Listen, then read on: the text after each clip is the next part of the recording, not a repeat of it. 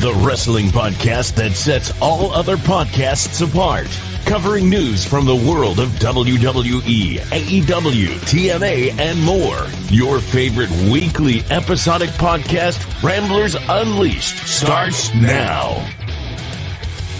Well, welcome to it. Another Saturday afternoon delight and another Ramblers Unleashed. It is Dizzy hanging with you alongside the fellow Ramblers. Hope you're having a good Saturday afternoon. Not all at our regular time, but things happen that are out of our control. So we try to do as much as we possibly can. Let me introduce the Ramblers. First up, our neighborhood heel, a man who cleans up rather nicely and who is wearing some wonderful Ramblers Unleashed merchandise. You can get it find our store in the link in the bio of this video down below. He has more wrestling knowledge in his pinky finger than anyone else in the biz, and the only guy that I know is that pops bigger for Joel Gertner than any of us. You can address him as Mr. Magus, but we call him the mighty Maximus Magus. Golfers clap. Max, how are you, buddy? Well, I got to be honest. I'm a little disappointed in you guys. Not you, Baron. I could never be disappointed in you. You, my boy, Blue. But last weekend, we were supposed to have a show where we talked about how it was my birthday, and two of you assholes decided we couldn't make it. So you know what? Today, we're going to discuss the fact that last week was my birthday. So happy birthday, Max. Well, look. In my defense, and in everybody's defense too, because apparently Baron doesn't need any defending because you're not mad at him. I'm just gonna stay muted the whole time, and Max is gonna take my portion. I don't mean to say anything. Max is holding it down for me. I love it. We tried, okay. We tried to get a show on, but there it was. I know Courtney was upset too. Oh, happy birthday to Courtney! Happy belated birthday to Max and Courtney. We tried to get a show on. Happy belated, Courtney.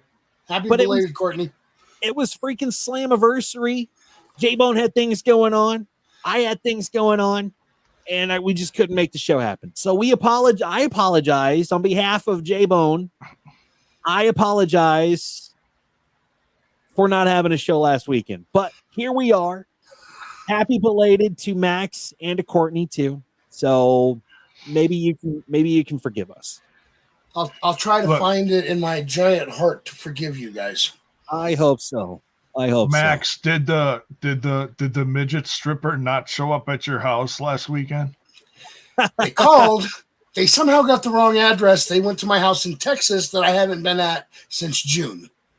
Well, that's your own damn fault. That's your own damn fault. I told you Max, to change it a little bit better about changing your address. I had your old address. That's your own damn fault. So you missed out. You missed out, sir. Let me tell you, she was nothing short of never mind. You know who wouldn't have gotten the wrong address? Baron? Big Dick Johnson himself. Big Dick Johnson would have come to the right place. I thought for sure he was saying me. I thought he was going there too. I didn't. You damn right, Max. I wouldn't have. Well, I know Baron wouldn't get it wrong, but he wasn't coming to dance for me. He'd be coming to go visit my special dispensaries out here. Yeah. Well, don't ever put it past Baron to do some sort of sexy. Hey, whatever happens in Colorado stays in Colorado, right? You know, Vegas, right? Yeah, it's like Vegas. Oh, man. Well, Max, glad you're here. And let's move on to the other man who needs no introduction, the man that is higher than the ratings at AEW and whose catchphrase is and will always will be, Baron. 999. There it is. And who's becoming more sophisticated in his intake of Mary Jane, would roll a big fat fatty and Hawk 2 on that thing and light it up, buddy. He is the steel trap of pro wrestling knowledge. He is the high one. He is the Baron. Golfers clap. Baron, how are you, bud? That was damn good. I think that needs to be it every week, you know? Hawk 2 on that blunt. Dude, it's been good, man. Is that something new that you do on the the thing before you smoke it, you're supposed to hock 2 on it. Is that? Well, you're always supposed Jay, to. but I've been doing that Hawk 2 on that blunt and that joint for probably 20 years of my life. I wish I would have known. Just I had to get in front of the camera to say that. Yeah. I think I'm gonna stick with edibles because I don't want to get used to doing the whole Hawk 2 thing. I just no. We'll leave that to you, Baron. Thank you. Yeah, that's fine. It feels good. It feels real good. It does. It does it? Oh, you gotta give him that Hawk 2 and spit on that thing. I once saw this man in a circle where it was supposed to be puff, puff, pass. And when it came turn for the person next to him, he turned to the guy and said, 999. Love it. Love it. Instead of 420, it's 999. Well, Baron, are you having a good weekend, man? Yeah, man, it's been good. It's getting ready to storm. Got the grass cut around the house. And I was like, oh, great, it's going to storm. So here we go. It's going to there you go. do this again later in the week. So it's been good, man. We've had a week off on wrestling, dude. Did you just say that later this week it's going to be welcome to the jungle? Yeah, it will, because this grass back here grows way too fucking fast. Yeah. Irritates me. But doing good, man. Doing good. I hope everybody out there listening is doing well. It's I mean, we got a lot to discuss today, man. Finally, let's introduce the producer of our show, the man, the myth, the absolute legend. For without his tech wizardry and the gizmos that he brings to the show, plus his vast wrestling knowledge, and Mrs. J-Bone, because she graciously gives us this time to do this show, we wouldn't be here today if it wasn't for her. The host of Smash This Podcast and Total Nonstop Impact with the latest TNA reviews over any YouTube channel or any other podcast. Ladies and gentlemen, he is the great and infamous J-Bone. Golfers clap. J-Bone, how are you, brother? Oh, thank you. I'm doing good. Doing good. Better than last weekend. Last weekend, I literally woke up when it was go time, and I'm like, you know what? I'm having too much fun just walking around on my butt cheeks, and I don't think I'm gonna get past that today. So walking around in butt cheeks, what? Sometimes you just can't get off the ground. Real quick, I just want to say, because of the fact that we go live where people can see us, this is not a pants optional show. So if your butt cheeks are exposed, do not stand up or have someone bring you some pants first. Yeah, right. And Dizzy, I got to correct something. What is that action figure behind you? Can you grab that for us? Oh, sure. No. And Dizzy, I got to correct something you said. You said the most, which isn't a bad word, but he has the best review of TNA as well. Oh, did I say most? Yeah. Well, no, I said that's correct, but it's the best as well. So you needed that in there too. It's also the most bestest. It's also the most bestest. The bestest. The bestest ever. All right. Well, we have a lot to freaking dive into with tons of wrestling news that came out. Of course, we're going to dive into some of the Slammiversary outcome, including the new world champion, Nick Nemeth, as well as there's a potential possibility that if TNA were to come up sale, who do you think would buy it? We'll dive into that. Plus, we have AEW news, including Baron's $9.99 moment, and also from the desk of Max Magus involving Logan Paul and skipping out on the tour in Japan with WWE. We'll dive into all of that coming up, but let's kick it off with some Slammiversary outcome. J-Bone, what up? Did you guys catch the pay-per-view at all? I didn't get the chance to, as we discussed the other night, but I have a thought, but we'll get to that. It comes at a certain point in the show. Okay. Slammiversary? Yeah. Yeah, no, I watched it. Obviously I didn't have the HD quality version of this show. So it really ticked me off because I was watching it, the color of it was just totally different. Like it was like a gray tint over it, and it just drove me nuts the entire time. But yeah, no, I thought it was a great show. Yeah, you sent like a screenshot or a snapshot of awful. watching. I'm like, what is that? Yeah. Did you smoke something and then accidentally turn on one of your old TVs to watch it or something? We don't blame the smoke on any mishaps on television. Okay. No, the screen was so weird. Like I didn't understand what was going on. I switched multiple different ones and it kept popping up. I'm like, what the hell's going on? But it was a good show. Right. I feel like there's a couple things, like from that pay-per-view that kind of like I wasn't understanding, but also you got to remember I'm more of the casual viewer of TNA. So there's a lot of stuff I'm missing out on too. Yeah. But wrestling-wise, it was good. Yeah. Now, I did watch the fallout of TNA Thursday, I believe, or Slammiversary anyway. I watched that on Access. J-Bone, you actually had a live reaction show on the TNI podcast. Yes. Yeah. Every Thursday I do a live reaction while I'm watching it on the TNA Plus every TNA Impact episode, and then me and the crew get together and we go over it, plus all the news and whatnot's going on in the world of TNA. Yes. So what did you think of Slammiversary, J-Bone? Dude, I loved it. It was good. Lot more title changes than I was expecting. Right. Let's dive into the title changes. It really felt like a new era started. Yeah.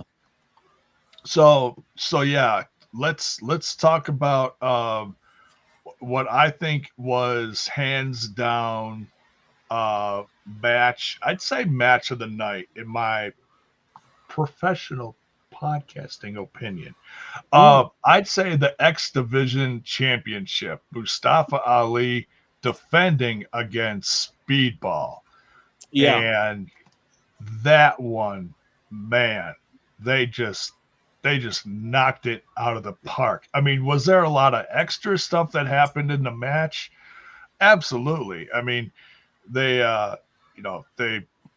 a ref bump, which caused Mustafa Ali to, bring in all his, I call them the Men in Black. They're his Secret Service or whatever, Yeah. And then, he was taking all them out, plus Campaign Singh, and just all this stuff happened. But, he came out on top in the end, and it was just so much fun. It was a fun match. I've never seen Speedball this fired up. Like, he's a very passionate guy, but holy cow. Yeah, it was a very, I mean, I watched it and it was a very passionate performance, man. It was really good. I will agree with you. I think that was match of the night number 1, because I think the main event was match of the night number 2. Which we'll dive into that as well, because there's some controversy behind that main event. That involves a Joe Hendry as well, and I mean, we can just go into it if you'd like. We can talk about it because it's huge news. I'm gonna just briefly go over some of these other ones, and then we'll go into the main event and talk about Nick and Joe Hendry and whatever. Let's do it.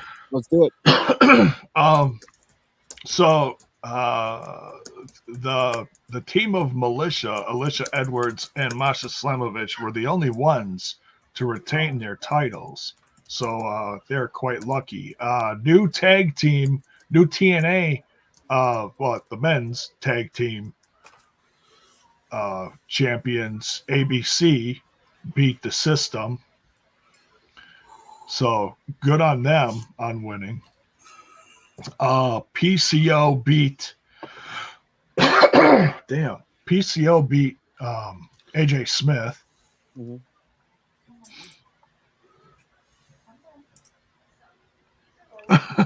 Sorry, just reading some of the chatter.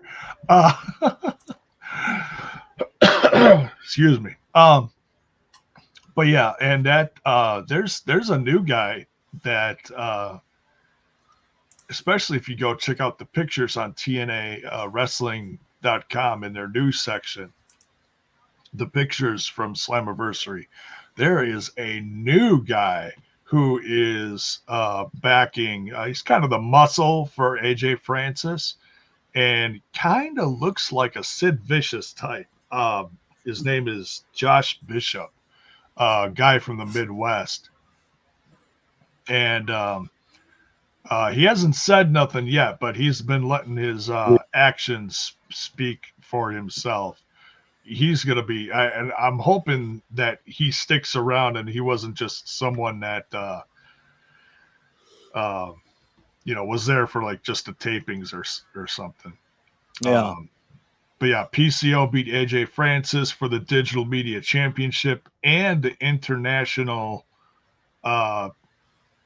Heavyweight Championship. I think it's like something up in Canada. It's some title up in Canada.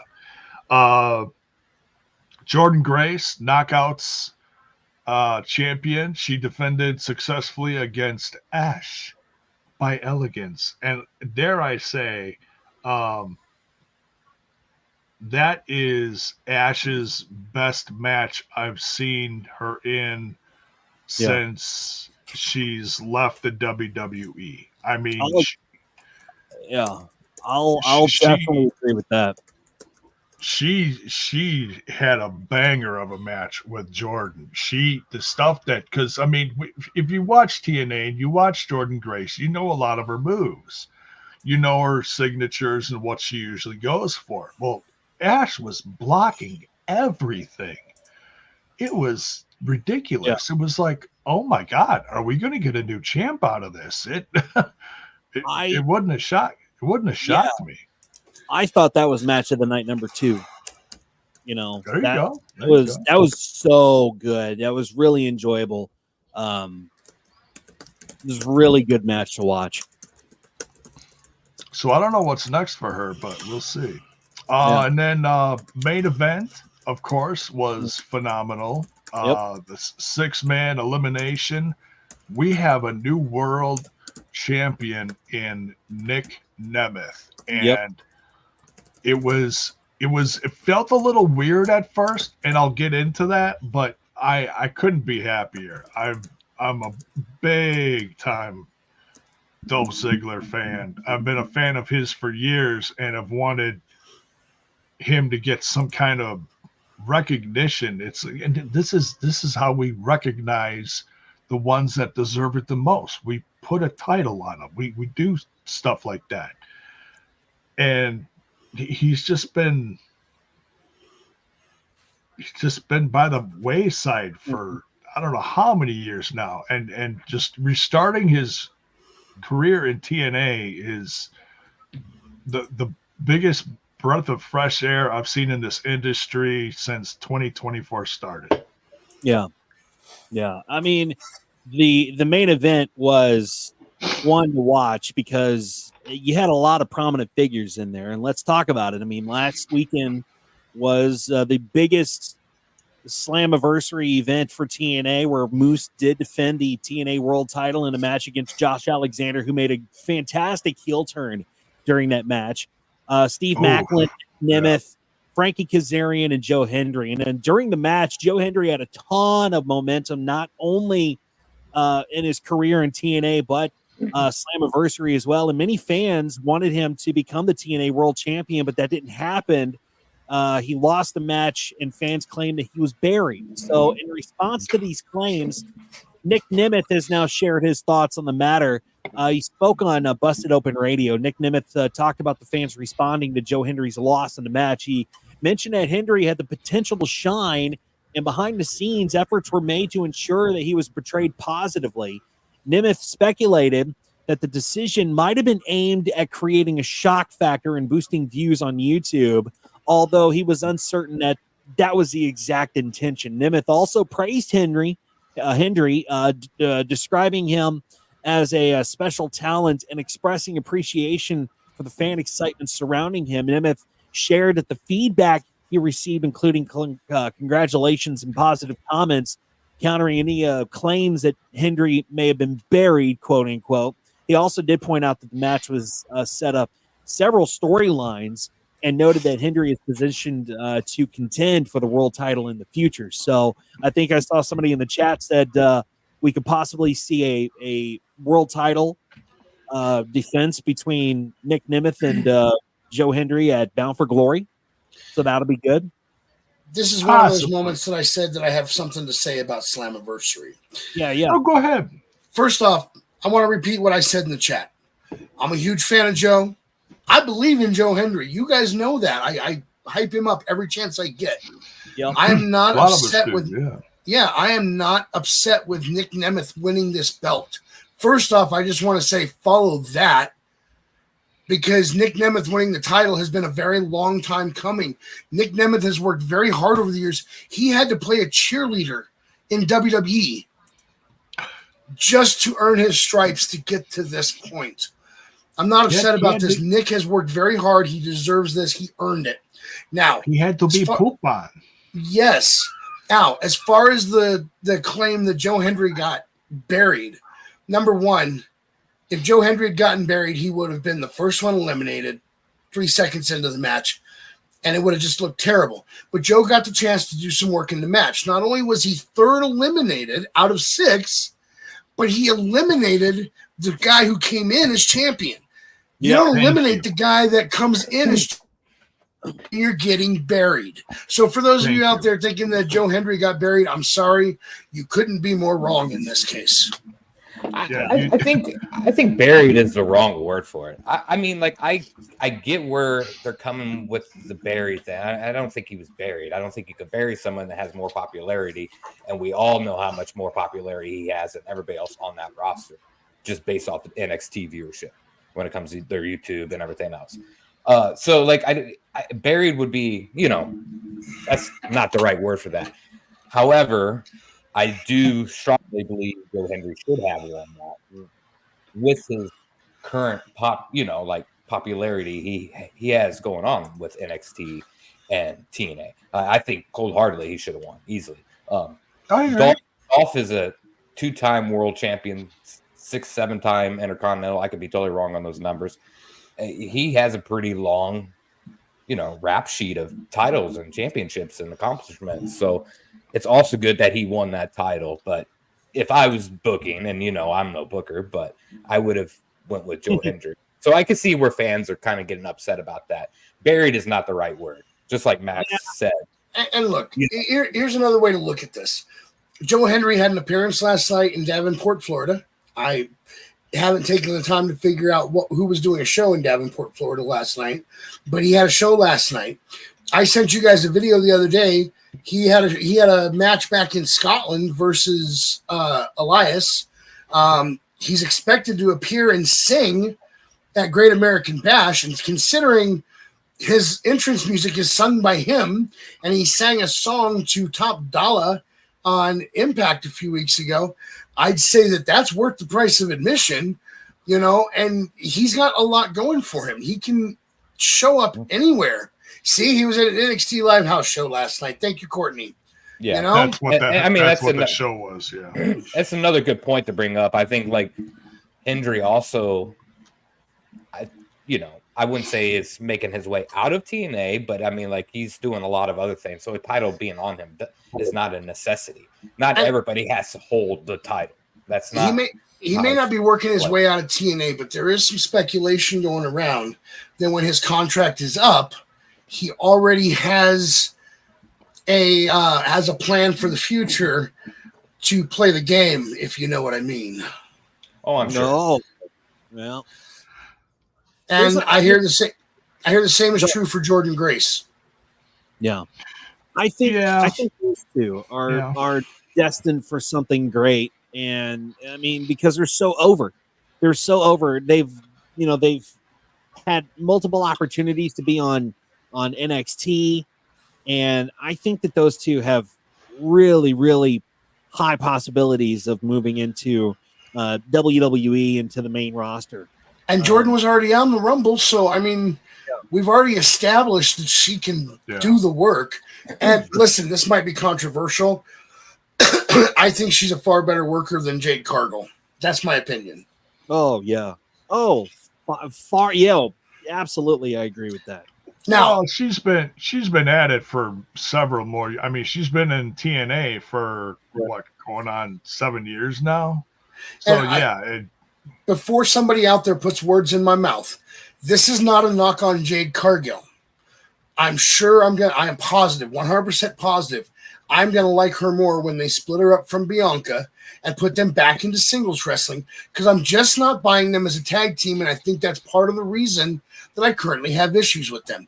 But when they start feuding with each other, I'll probably like her better, but I'll still say Jordan Grace has more talent than her. Yeah. But I'm not knocking Jade Cargill. Please do not put words in my mouth. I think since you brought her up, I think that was my biggest takeaway from like the show. From, you know, like I always point out the positives and negatives, but it's always good to talk about the negatives a lot of times, so you get it out of the way. But like I thought for sure Jordan Grace was going to drop that title at Slammiversary. I think Ash would have been, you know, prime example of someone to carry that title with the gimmick she has going on. So that's kind of where one of the matches I was like, oh, nah, I don't agree with that, especially when you're getting some play in another company, you know, like let's highlight some other talent here.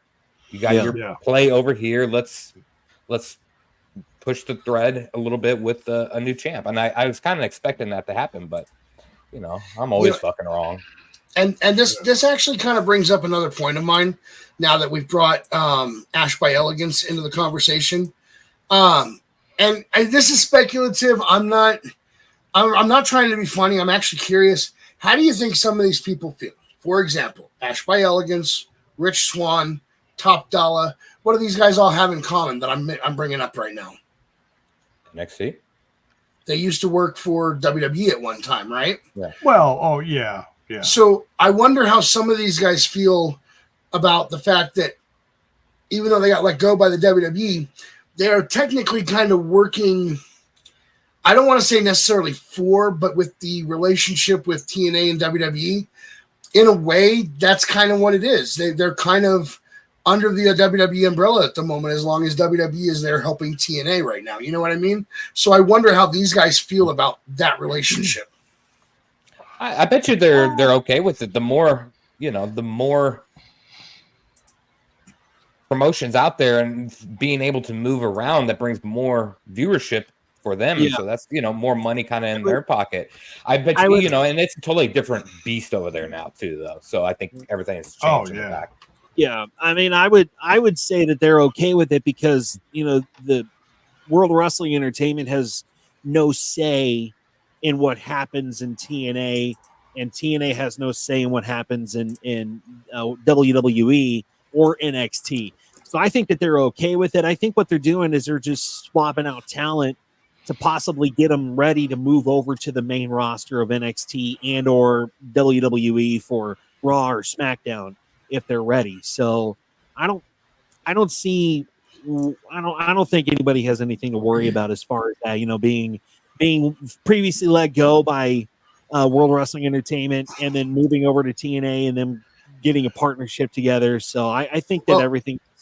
Part of the reason I bring that up is Ash by Elegance actually did an interview in the last couple of days. It got posted 3 hours ago, and she said the WWE release felt like the world crashing down.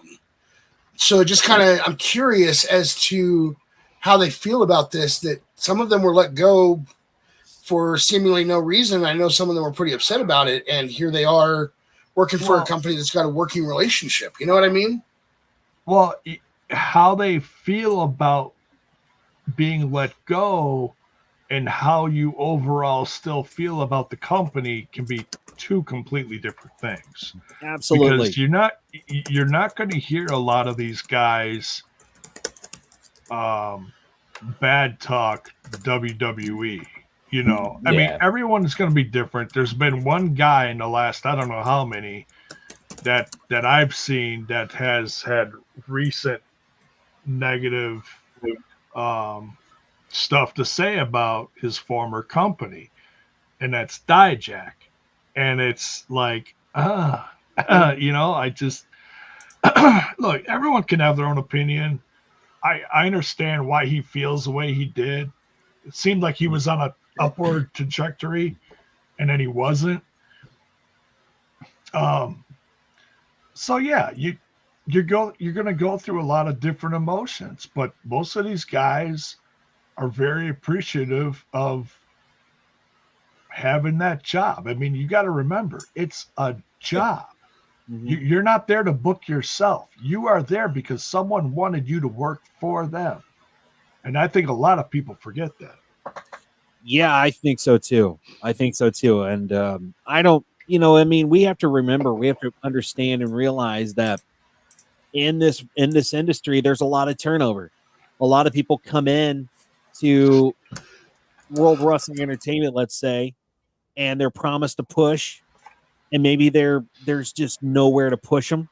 They don't know how to push them, and so they try. Nothing goes over, nothing works, and they let them go. In the end, they let them go. So there's a lot of turnover in this. There's a lot of turnover, and I would say that getting a shot at working for a company like WWE is, I think, something that, unless they have a really negative experience, or maybe they're just a fucking stupid, shitty person in the long run, similar to Ronda Rousey, I think that people are very blessed to be able to step into the World Wrestling Entertainment umbrella and be able to perform at that level. So, and always take note though, like people that do get released at WWE, we've seen so many people go to TNA, AEW, or whatever promotion it may be, build up their character and come right back and they're top. I mean, like Cody Rhodes, prime example, right? So there's Drew McIntyre. Yeah, I mean, there's so many people.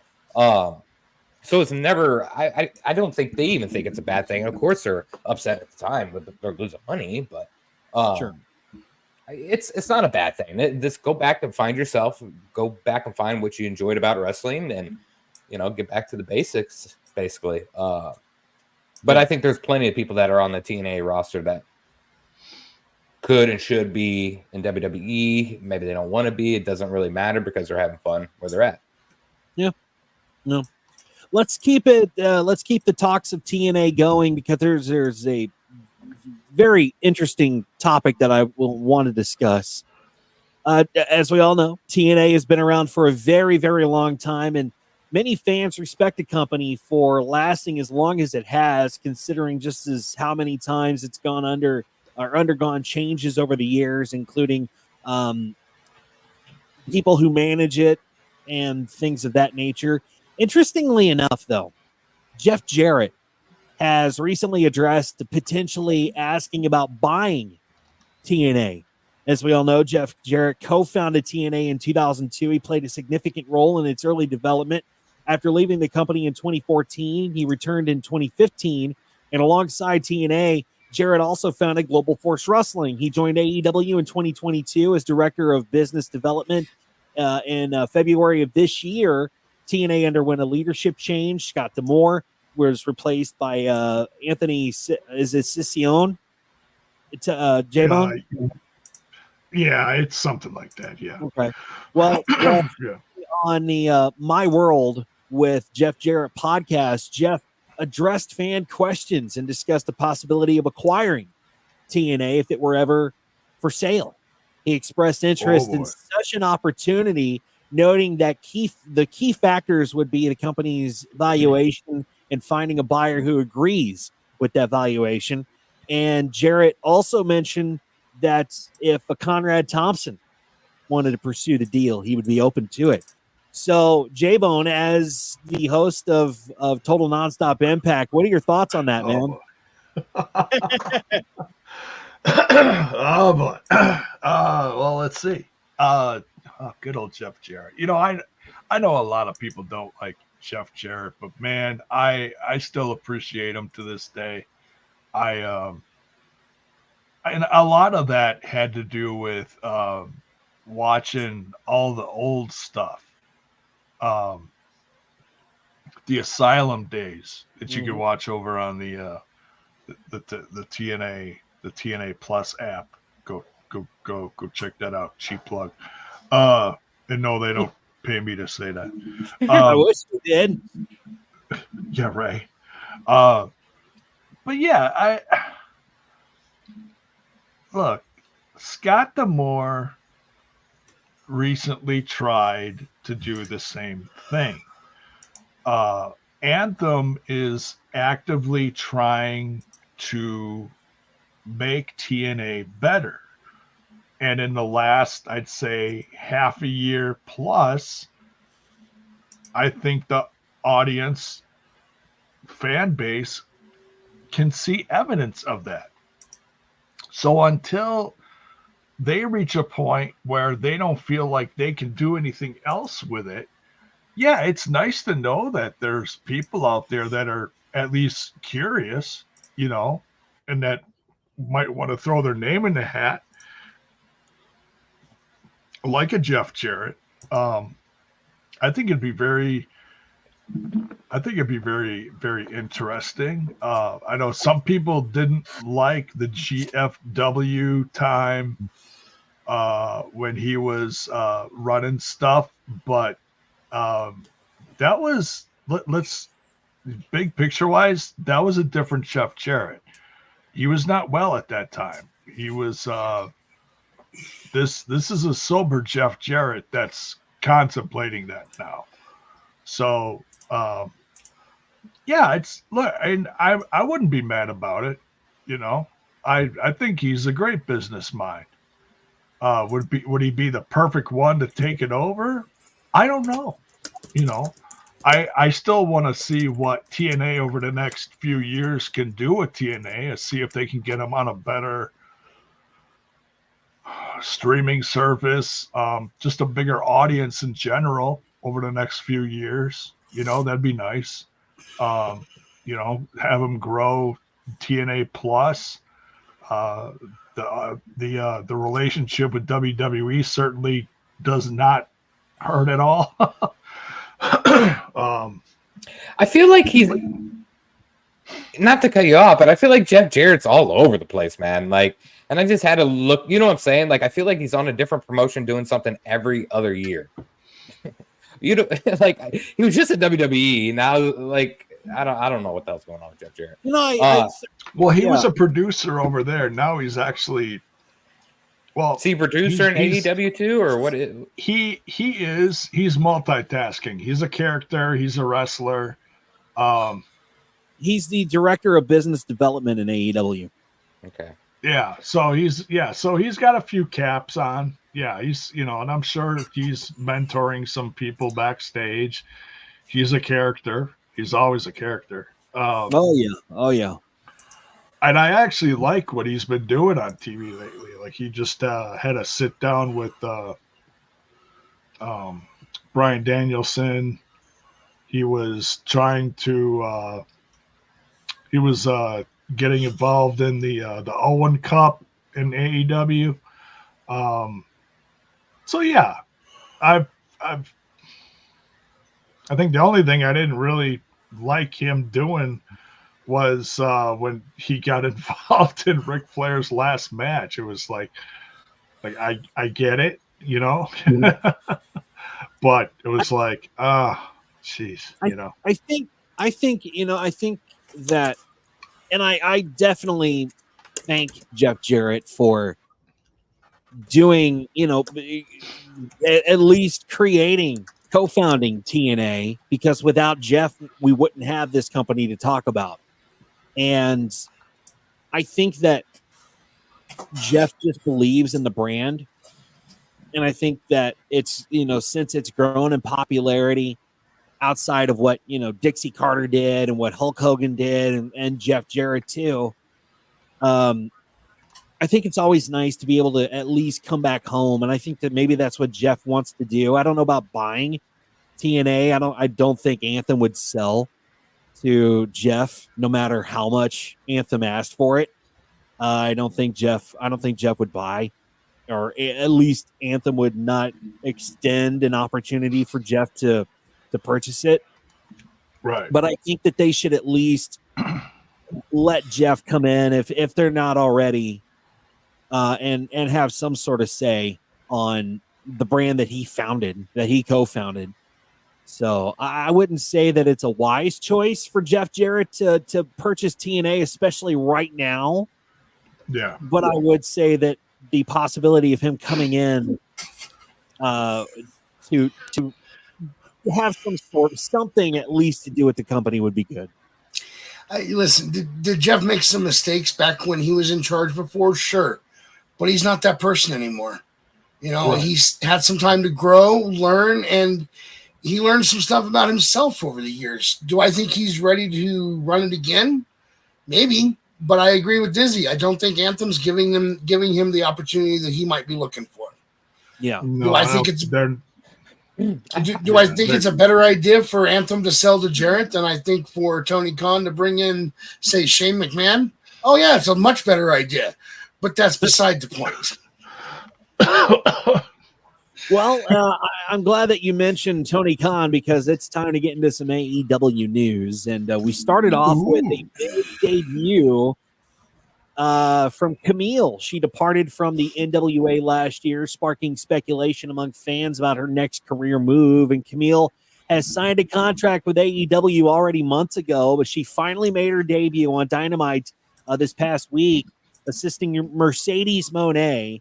And now Monae stated that Camille's debut is merely one piece of the puzzle on the special of AEW Dynamite's Blood and Guts. An episode was truly remarkable show from top to bottom. It really was a good show. Fans were excited to see Britt Baker back in action, but she delivered a great performance. And, she, you know, it was a good welcome back match for Britt. And in the final moments, Britt Baker won, and Baker took advantage using her signature submission move to secure her win, her first win in a while. But her celebration was cut short when Mercedes Monae came out and arrived unexpectedly, and then Camille came in and took care of business for Mercedes Monae. Now, I had some I had some choice words on this. I called Camille China 2.0, or the Temu version of China, because I am not sold on this. I'm not sold on Mercedes. I'm not sold on Camille coming in and helping Mercedes. I think if Camille were to come into this company, she should have a solo run. I really do. And maybe she's set to turn on Mercedes at some point. But that torture rack she put Britt in was freaking stupid. I'm sorry. It just looked very shoddy. I wasn't a fan of it. I'm not here for it. Guys, did you watch it? Did you watch AEW Dynamite? Did you see the debut? Listen, I'm going to need you guys to clarify something for me real quick, okay? Because I'm not understanding. Did Wish become Temu, or is this a different company that we're using in place of Wish now? Because personally, I would have just called her the Wish version of China, but you calling her the Temu version of China has me confused. I don't know which is better. I don't think any Wish or Temu is better than any. You know, I don't think if it was a competition between Wish and Temu, I don't think either one would. But I just said Temu because I wanted to say Temu. All right, I agree with what you're saying though. I wasn't too sure what was going on either, and I didn't really recognize it didn't register at the time who she was, and I know she's been around for quite some time.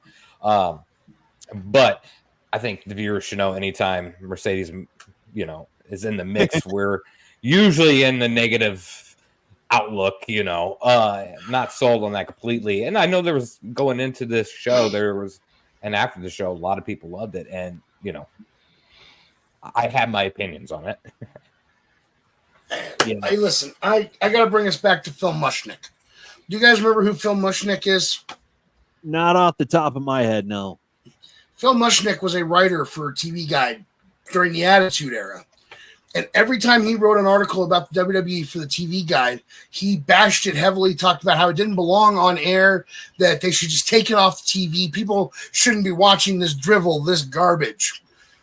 Howard Stern once said something very fitting that was then redirected towards Phil Mushnick concerning the WWE. Howard Stern says, hey, if you really hate my product that much, do you know what you got to do? It's very easy to get rid of me. Turn your TV off. Change the channel. Spread the word between your friends and family. Say, hey, don't watch this show anymore. Eventually, my ratings will go down far enough that they'll take me off the air. I think that we need to apply the Phil Mushnick, Howard Stern theory to Mercedes Monae. I do not disagree with Courtney. We should talk about Camille. And I agree with the comment made in the chat that Camille spent 5 months in catering for that. But listen, I think if we can get people to stop talking about Mercedes Monae, we may not have to see her any longer. But we need enough people to stop talking about her, and it starts with us. So I'm done with Mercedes Monae starting today. Yeah.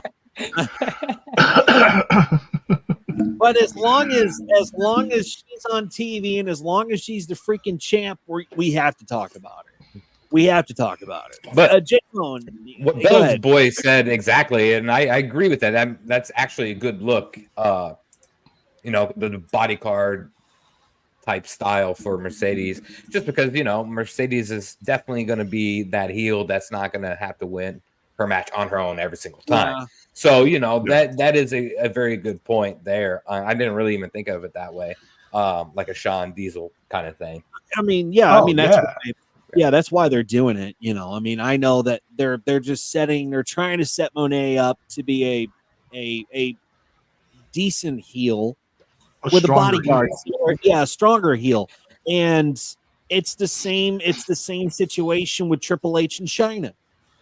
And it's we've seen it in the past. And I'm not knocking that. I'm saying companies steal different ideas from other companies. Look at fucking WCW and WWF, But what I'm saying is her performance, and it was her first performance, I know, but her first performance was not good enough to sell it to me that she's a decent bodyguard. The torture rack I didn't like. I thought that she was bunny hopping around with Britt Baker on her back, and it was awkward as hell. She looked like a marionette. So I seen her actually at the Harley Race wrestling show with Max. What's his name? Who was she the manager for? Oh shit! God damn it! I can't think of the name. Anyway, she was a manager for him in NWA or whatever for a long time, and she was there at that show at the time, and I always remember she was very, very, very stiff. Like not a lot of character, not a lot of anything other just than playing the big. Oh, you mean who did Camille work with in the NWA? Yeah. Oh, she was a manager with. She was always with Nick Aldis. Yes. Thank you. It wasn't registering in my brain. But they were at the Harley Race show, and Harley Race son versus Nick Aldis was actually happening, and she was there with them, which was cool. But I remember me and my buddy were like, who is this? Like, she's not like showing any character. And then, it kind of came in and like did a couple stomps and punches, and that was it. So I expect that from her.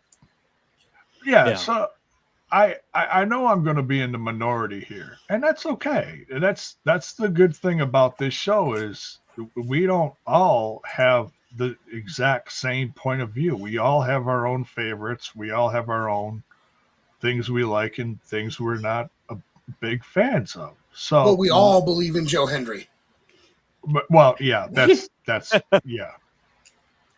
Collectively, we can agree on, I think. We respect each other's opinions. Right.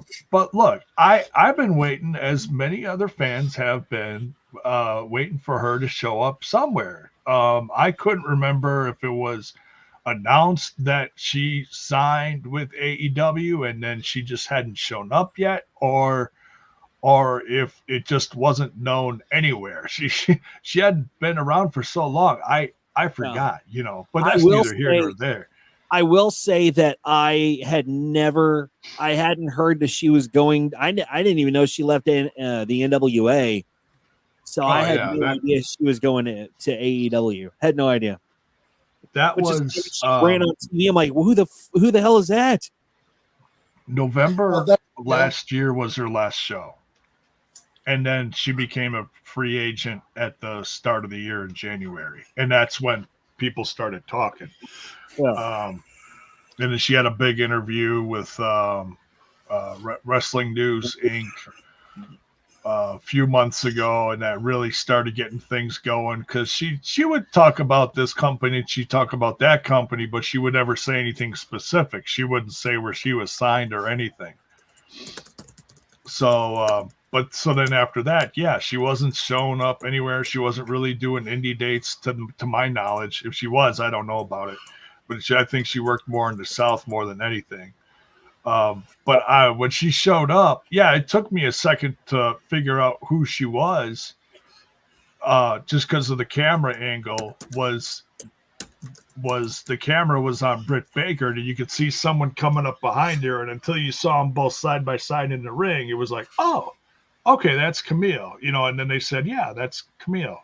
You're right, J-Bone. And I said, yeah, well, thanks, guys. Talking to himself, of course. Right. Yes. The voices in my head, they get me. But I was pleasantly surprised to see her. Do I think it makes sense that they put someone with Mercedes Monae? Yeah, it makes her a stronger heel in the company. It takes a little bit of the focus off Mercedes, so that whenever she's out there, it's not always 100% on her. It's, now what is she doing? Does she have her crew with her? What's going on? I got a feeling she's going to have more people helping her. We got to wait and see who and when they may appear. But like she announced on social media, this is a first step of many, I guess. But I'm a huge, now here we go. Here's another part that I know I'm going to be in a minority on.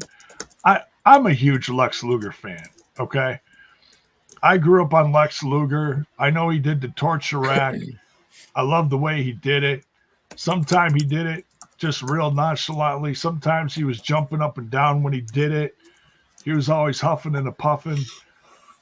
So when I saw her jumping up and down doing the torture rack, I was like, oh, hell yeah.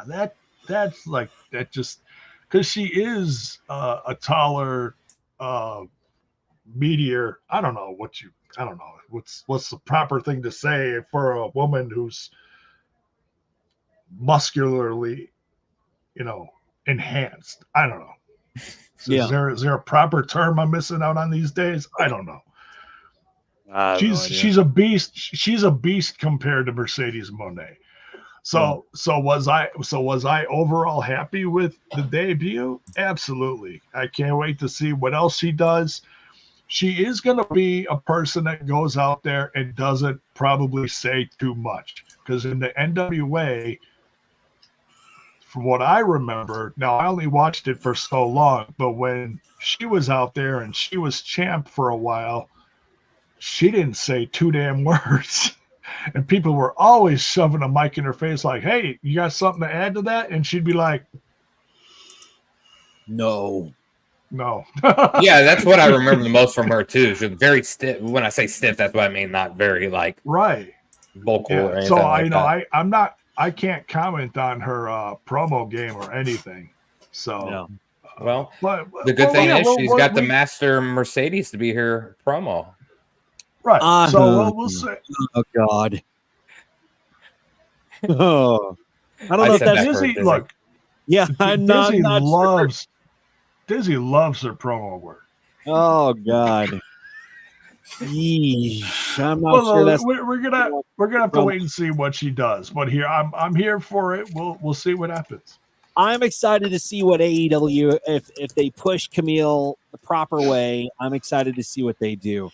Let's move on and to talk about what happened between the Will Ospreay and MJF match on the 17th. It was actually a couple of weeks ago, but people are still talking about this. And MJF is really, truly living up to his reputation as one of the biggest scumbags in AEW, which led to an unexpected altercation during Dynamite when a kid punched him in a heartwarming twist. Will Ospreay against MJF, and they took the fight out to the crowd, and that's where a little girl punched MJF in the ribs, and MJF gave her a present with the middle finger. But Will Ospreay also gave a special gift to the child who stood up to MJF. During the 250th episode of Dynamite, MJF faced off against Will Ospreay in an action-packed match that absolutely was really good. MJF showed his skills by using various holds to wear down Ospreay, while both of them paid homage to wrestling legends. MJF mimicked Rick Rude, and Ospreay channeled his inner Ric Flair. But despite suffering a shoulder injury, Ospreay continued fighting, earning chants of fight forever from the audience. The match extended outside the ring, and MJF's antics drew disapproval from the crowd. At one point, MJF's interaction with a child in the audience escalated, leading to the kid hitting him while Ospreay had him restrained. And the girl, who is named Mia, she was in an interview on a local ABC affiliate newscast, and that is where she and her father confirmed that Ospreay did indeed give her one of his shirts, which, it's really cool. It's really cool of Ospreay to interacting with the fans and a young fan at that. And, we on this show, we're always about, the young fans understanding the importance of this industry, understanding that, this is here for entertainment. Yes, people do get hurt, but they're here to entertain us. And bringing your kid in to watch a wrestling match is just really cool. And how Ospreay interacted with her was really cool too. Let me impart some knowledge on you guys again. Go ahead, Baron. You first. No, I was just saying it was a good spot. I enjoyed that. That was the best spot of the 60-minute match that I had to watch. So I appreciated it.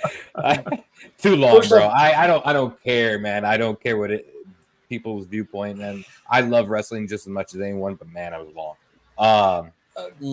But first off, let me ask you a question. Dizzy, out of 5 stars, how would you rate that match?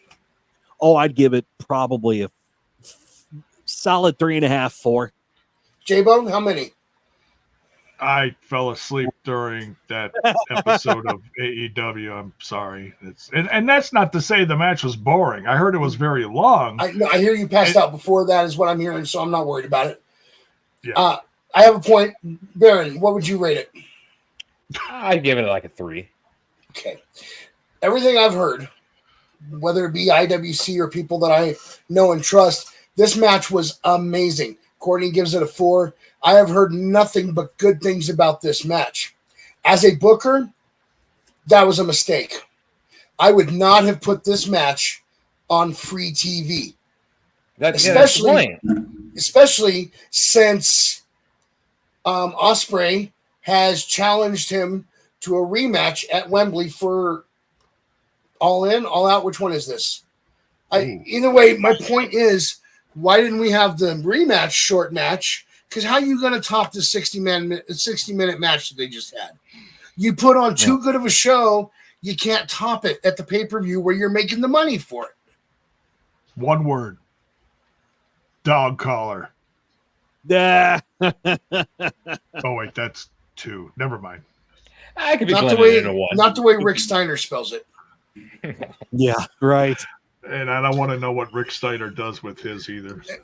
And listen, I'm not bashing the workers in this case because I think it's great they went out there and put their all into this match and put on that good of a show on Dynamite. I think that's great. Whoever booked it and decided that this is what we should do, you're an idiot. Especially to kick off Dynamite. You know? Yeah, no, that was my big complaint of that. I mean, I did watch it. It was not a terrible match, but it was just, you know, those weekly shows are to grasp me into this pay-per-view, so I spend my money on it, or maybe not. Yeah, the weekly shows, well, the weekly shows are there to book the stories, make the stories believable, tell a story. They're not there to put on, 60-minute Iron Man matches. They're not there to put on a match that you would normally get in an all-in pay-per-view, So far, what WWE has done for SummerSlam, this is what's gotten me wanting to watch SummerSlam the most. It's not the Logan Paul, LA Knight rivalry on TV. It's not the Wyatts as much as I'm hooked on the Wyatts.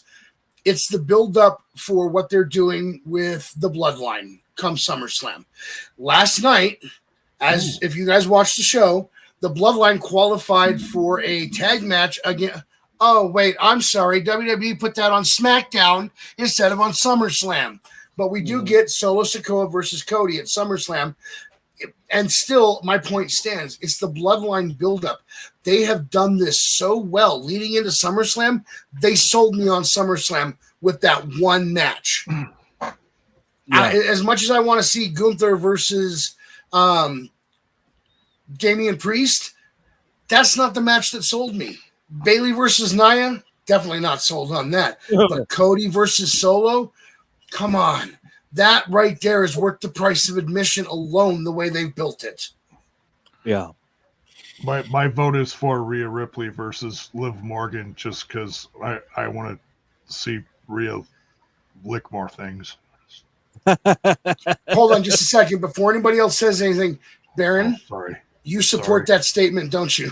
Oh, 100%. I'm behind J Bone on that all day long. If it makes it sound any better, I got that idea from Baron. So fair. That's fair. But my point is, if you're gonna book a show to get your people interested, don't give them the 60-man match where they put on their best work and then think you're gonna top it at a 30-minute match at All In, All Out, whatever your next preview is. It's All In. All In. Yeah. As a booker, don't do that. Don't give it away for free. Right. Well, a Bell's boy, if you highlight his message, he brings up a great point. So I definitely, for that, consideration, I'd see why they would. I just don't, They could have highlighted the talent without doing the 60-minute match for free. If they really want, and what Bell's boy is pointing towards is the Warner Brothers Discovery money and what TK wants. If they really, if Warner Brothers Discovery really wants to spend money on AEW, if I were an executive on Warner Brothers, I would say, okay, so you gave me this cool, stellar match that could have been on a pay-per-view. That's not what I want to see. Warner Brothers has always been about stories. Warner Brothers has always been about movies. Warner Brothers has always been about TV shows and sitcoms, and they want to dive into other things. If I'm at Warner Brothers, what I'm going to tell Tony Khan is, okay, so you had a cool 60-minute Iron Man match. Fantastic. But what's the story? What's the story? Where is the storyline? Where are these epic promos that you're going to cut? Where are we going with this? Okay, so your wrestlers can wrestle. That's cool. But I want a story. I want people to stay involved in TV to get the ratings. Because if you're going to hit 1 million ratings again, Tony,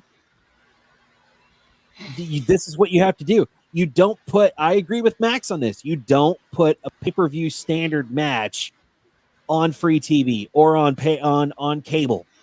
You don't do that. Especially if you're trying to impress the executives at Warner Brothers Discovery. You just don't do that. And we've discussed how his pay-per-views are a little bit overpacked. But even with the number of matches he would have booked, if he had included the hour-long match, it's still better to be at All In, even if it meant I had to sit there a little bit longer.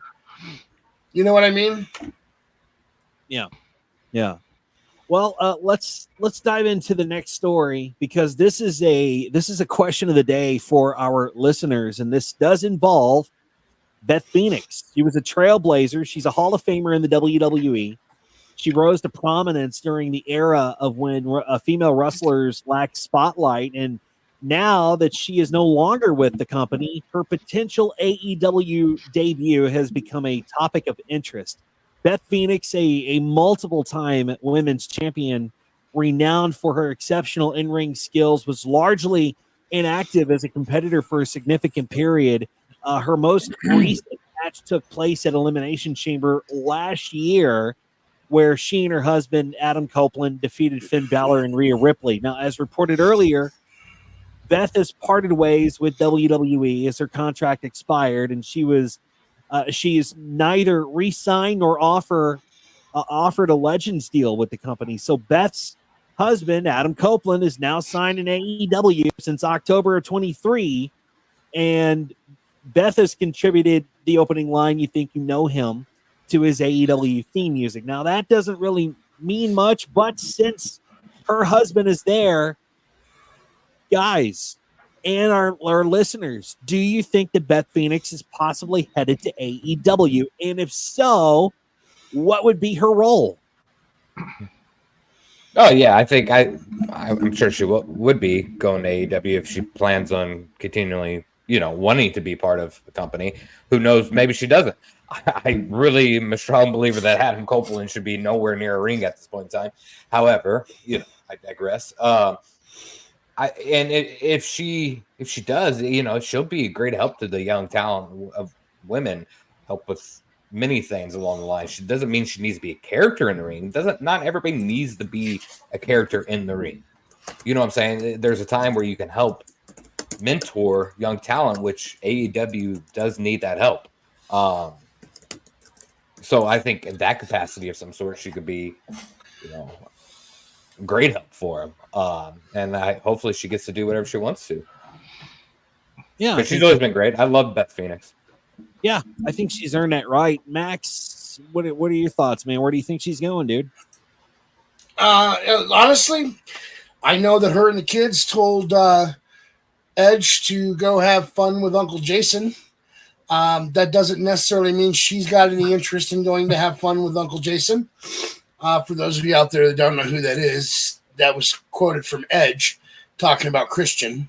But honestly, it may have been her choice that she hasn't done anything for the WWE in how many months now? Because she was doing commentary for a while. She was doing some work backstage. So it might have been her choice. And maybe she just wants to stay at home and be with the kids. I don't think necessarily that everybody that leaves WWE is AEW bound or TNA bound. And in her case, it'd be better if she went TNA anyway, but that's beside the point. I really think that, could you imagine this, J-Bone? This one's for you. All right. The Glamazon versus Jordan Grace. Oh, Jiminy Christmas. Yeah. Not lying. Love to see it. You don't even have to have the title on the line. It would just be a draw. People would want to see that. No, just an exhibition. Yeah. I wouldn't mind seeing I was gonna say, jokingly be like, because a lot of TNA fans are they got blinders on, and they think that the only thing that exists on the planet is TNA. I'm not one of those. I know there's a whole big multiverse of wrestling out there, and I appreciate it all for what it's worth. But would I like to see her in TNA, make an appearance, maybe? Sure. But she's not.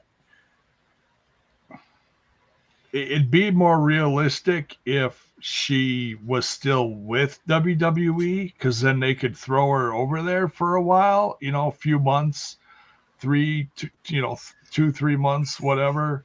Have a few matches with some of the girls as, part of the back and forth, that'd be cool. But that's I don't see that happening. I wouldn't mind seeing her in AEW. I think she'd be a hell of a coach. She could work right alongside with women like Serena Deeb, Maria. Oh gosh, what's her name? Maria Kanellis. I'm trying to think of some of the veteran women that are over there. I mean, we there's a few of them. That one of those veteran women recently said that she couldn't talk these girls into going to the gym and working out.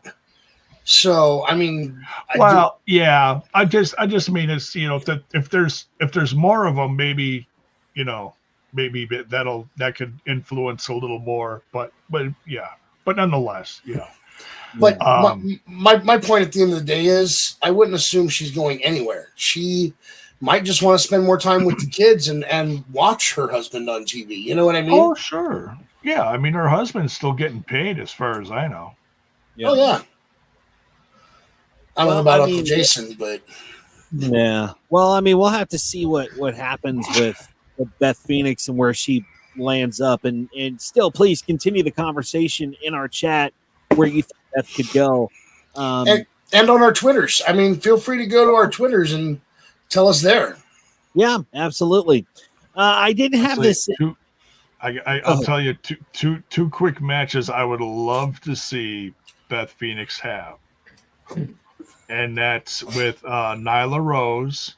I think they'd have a hell of a match. And then I'd say, there's a few of them. I'd say Hikaru Shida or Britt Baker. I think those would be some really good ones. And then, of course, there's more, but just off the top of my head, but go ahead. Yeah.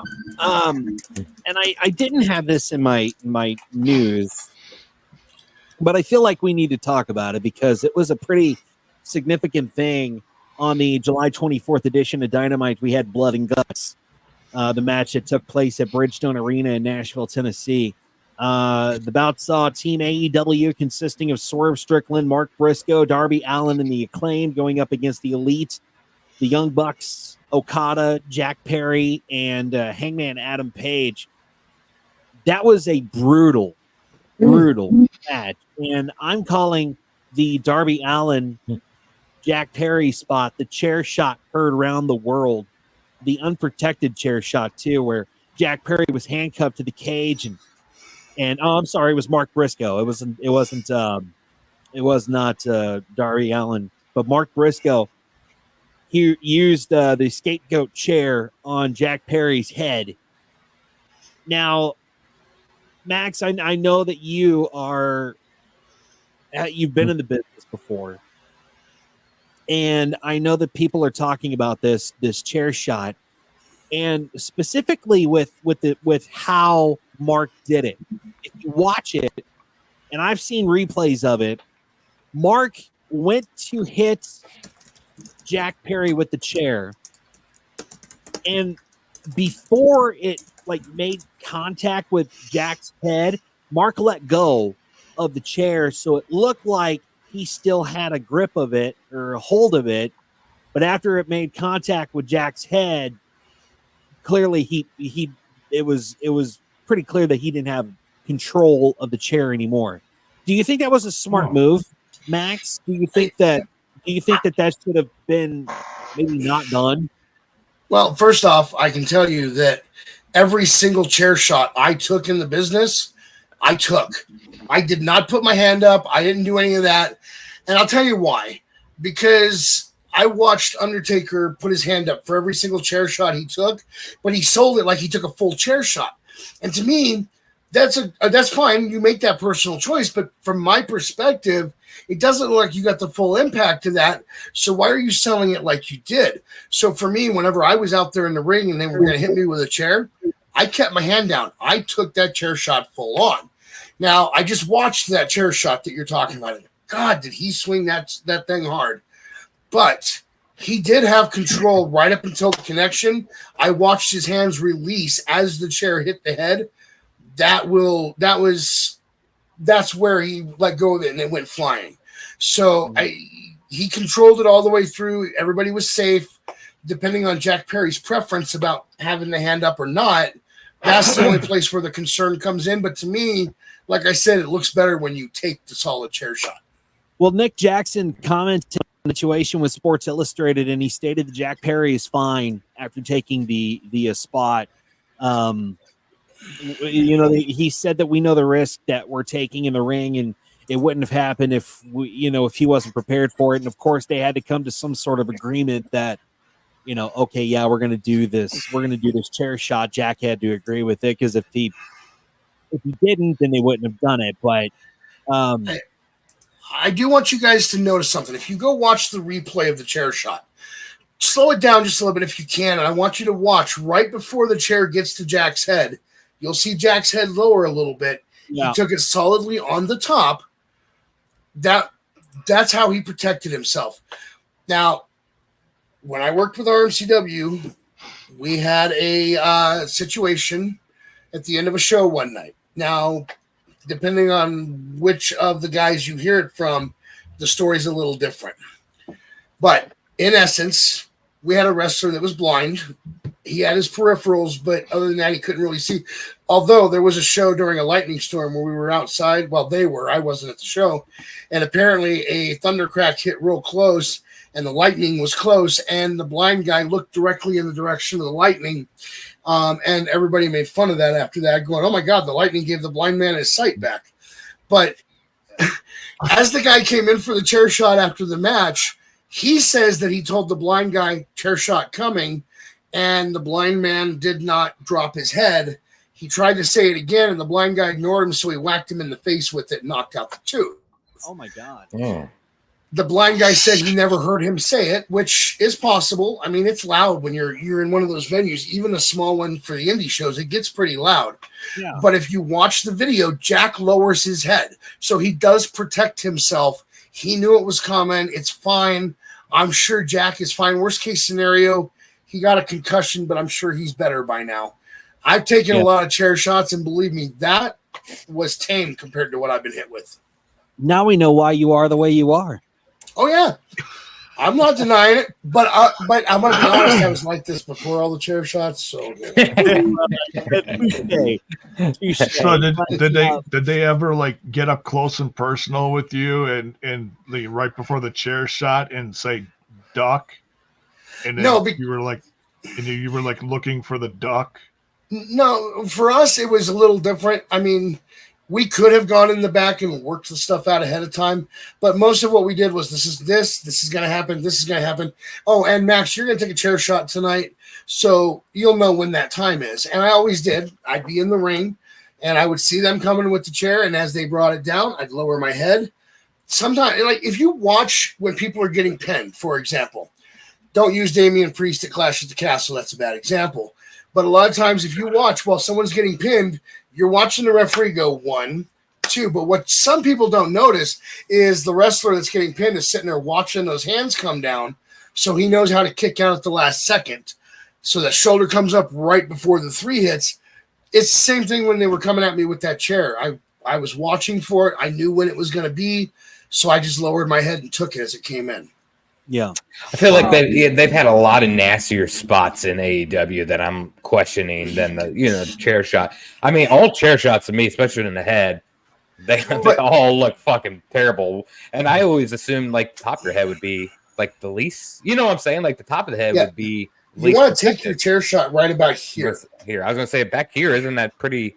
I mean, it's pretty solid all through here, but you want to take it pretty much right on top.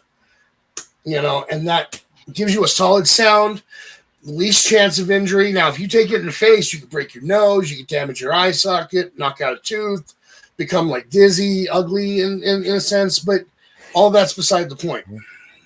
Yeah, well, I know that people are concerned about the possibility of CTE and all that because it is a real thing.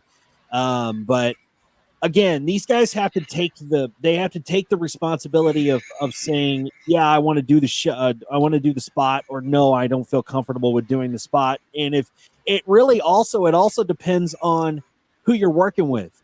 Is he a safe worker? Mark Briscoe, safe worker.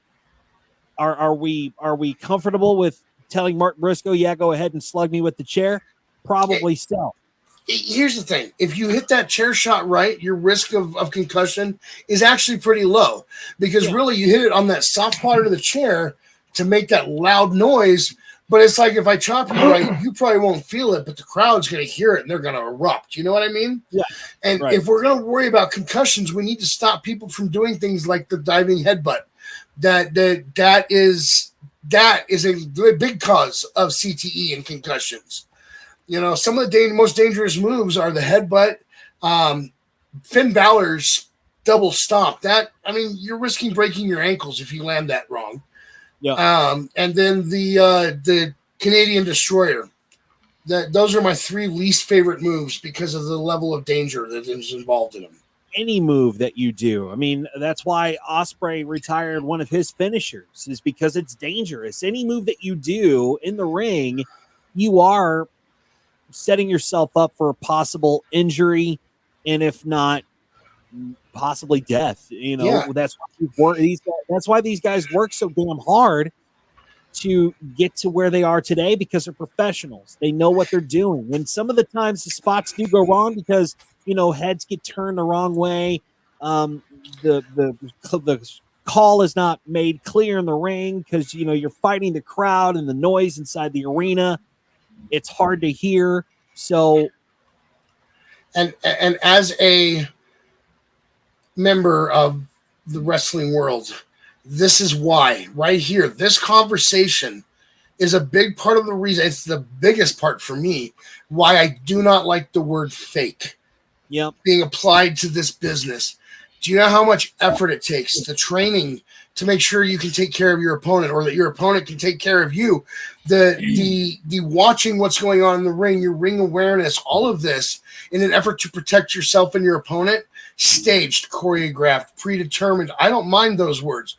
But with all the effort we put into protecting each other, this business is not fake. In fact, I challenge you, if you think this business is fake in any way, to go to one of your local wrestling companies and ask them to body slam you in the middle of the ring. Then you come back and tell me how fake that felt. Yeah. I actually had that conversation with somebody the other day. They asked me what I was doing. I said, I'm watching wrestling. They said, wrestling is fake. I said, no, it's not. It's predetermined, but these guys do get hurt, you know, and that's one of the big words that I absolutely loathe is the word fake. So, we could go on and on and on about that, but that's for another show, because it is time for Baron's $9.99 moment. And this does involve Tony Khan, since we're on AEW.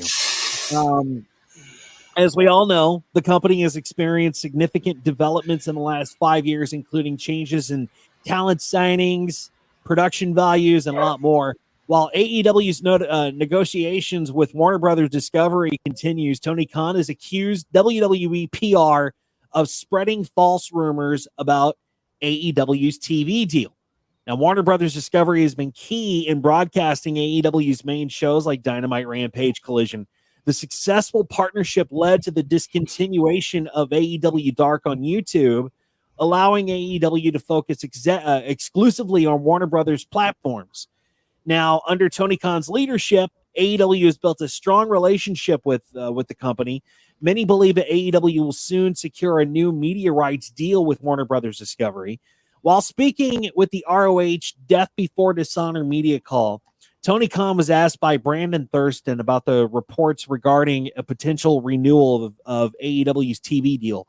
Khan responded that it would be premature to confirm any details at this stage, though he mentioned there is very good ongoing dialogue with Warner Brothers Discovery. Khan also noted that he had heard from a prominent wrestling media member that the WWE PR is claiming AEW's TV deal is completed and at the same level as before. Now, Khan clarified that this is not accurate, and here's what he said, Baron, and I quote, "I had a major member of the wrestling media mention to me yesterday, WWE is telling people that, and I don't know why WWE is telling people about our media rights deal. I don't know whether it's any of their business. I don't really understand why WWE PR calls people and talks about my business.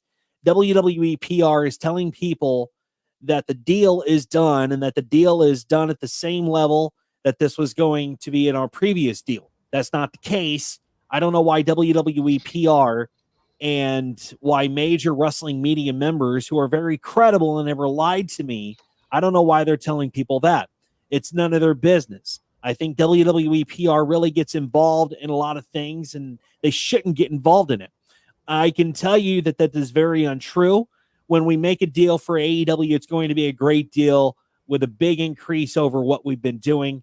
We're really in a good position, and we have been doing great business, and despite what they're trying to do to us, thanks, end quote.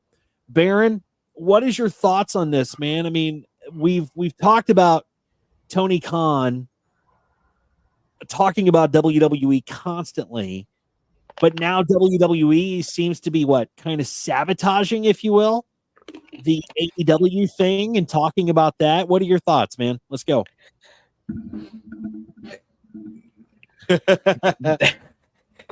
It just it's a lot to unpack right there. That was a lot. But like, what the hell does WWE give a shit about what AEW is doing? Can we be like honest for real? Do you think they really truly give a shit what's happening with their deals or anything along those lines? There hasn't been anything to, at least in my mind, to that WWE needs to be worried about what they're doing over there. We all want AEW to get this TV deal. I feel like this has been drug out for a year now at this point, but I don't think they give a shit. I truly don't. I don't think I feel like it's a AEW reporter or, like fanatic or something that's created this stir up. I just don't think that WWE truly gives a shit what's happening. Do they watch a product? Probably. Absolutely. You kind of have to watch a rival product to see what's going on. I don't think they're making anything up. They're hot right now. I don't think they're focused on any other company at this point in time. But my God, they need to hurry up and get this fucking deal because it's taking way too long and they're creating way too many articles about this deal. Lock it down. That's something. You need to get something going. Yeah, I mean, this deal has been talked about, and we talk about it quite a bit on this show because it's a huge deal. It's a make it or break it type of deal. Massively. And this is something that they have to nail down, and they have to get this right. And I don't know why Tony Khan would think WWE is trying to sabotage their existence or their media rights deal, even though WWE made their own deal with Netflix in 2025 to move Raw. Yeah, man, they got a massive platform. They're doing great things. I'm sure they watch the product. I'm sure because it's a rival product. We all know it is. But I don't think they're too worried about what they're doing. I just think this is another way for Tony Khan to mention WWE in some way, shape, or form. I feel like it's a weekly thing. Literally, it's a weekly thing. We talk about it every Saturday. We literally do. And it is so frustrating. I think to go back to when we were talking about the 60-minute match, it should have been on a pay-per-view. I know they're trying to finalize the deal. But I don't think people care that much with their deal on the WWE standard. I think they got a good thing going on over there. They're not focused on it. I think that this is, I think Tony Khan is like the guy that didn't pay his taxes, so he knows Big Brother is coming for him and the government is out to get him. And at every single turn he makes, there's somebody in a suit that's following him. That's just cocaine paranoia. That's it. That's it. Paranoid. I mean, he's paranoid. That's from the coke. Yeah, I mean, if we're being real, I think TK is paranoid about WWE and the big bad monster coming in and doing what they did to WCW. But that was a completely different case because early on, WCW was absolutely kicking WWF's ass, and they dug their own hole, similar to what AEW is doing in their camp. But I wish Tony would just calm down and not worry about what people are fucking talking about. I mean, good God, What if we on this show started talking about, we do on a daily basis? Well, what does Tony have to worry about with WWE? The fucking dirt sheets are talking about it. Everybody's talking about the deal with Warner Brothers. Yeah. And I think a lot of dirt sheets too, we got to take with a grain of salt too. We get a lot of misinformation and all those things. So, but there has to be a fine line of the stuff you talk about in interviews and things like that, yeah, because some people are turned off that way. I only listen to the dirt sheets when they say something negative about Khan himself. Well, that is one. I mean, that's one topic that will always be in discussion until this deal between AEW and Warner Brothers Discovery is finalized. Is what's going on? What's the big news out of it? And we will discuss it on the show because it's huge. It's the make it or break it, like we just said, of AEW. Will they have a TV deal? Will they continue to be on TV? If they are going to be on TV without Warner Brothers Discovery, what are they going to do? Let's move on to Jim Ross. He's been a prominent voice for professional wrestling for many different companies, and his most recent stint with AEW. Recently, he addressed the possibility of being part of All In Wembley.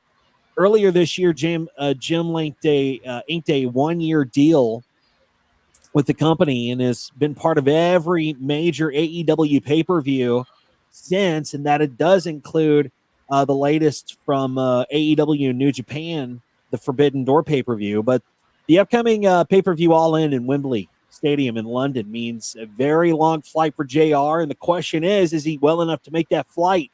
While speaking on Grilling JR podcast, Ross expressed his hope to be at Wembley Stadium this year. He also thanked the fans for their well wishes and to Tony Khan for allowing him ample time to recover. Ross mentioned that it makes him feel good to know that people care about him, and he cares deeply about them. He expressed a desire to make it to London, although he acknowledged that it's not yet guaranteed. Ross reflected on his experience from the previous year when he worked in a few matches, but he mentioned that Tony Khan has been very fair with him. I'm going to go on the record and say, out of all the commentators on AEW, I like Jim Ross the best. I've always been a JR guy.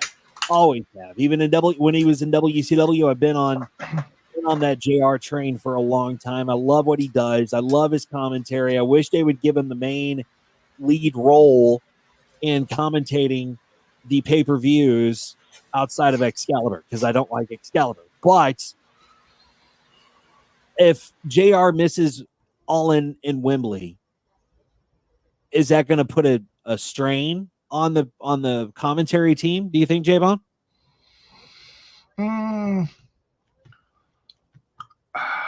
Honestly, I think his time is really winding down. Give him a couple main events a year, honestly.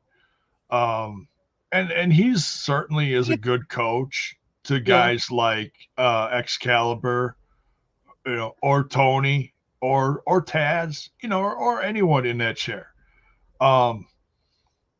Or just behind the scenes stuff. If Tony needs them for, hey, I'm thinking about doing this on the show next week. What do you think? Stuff like that.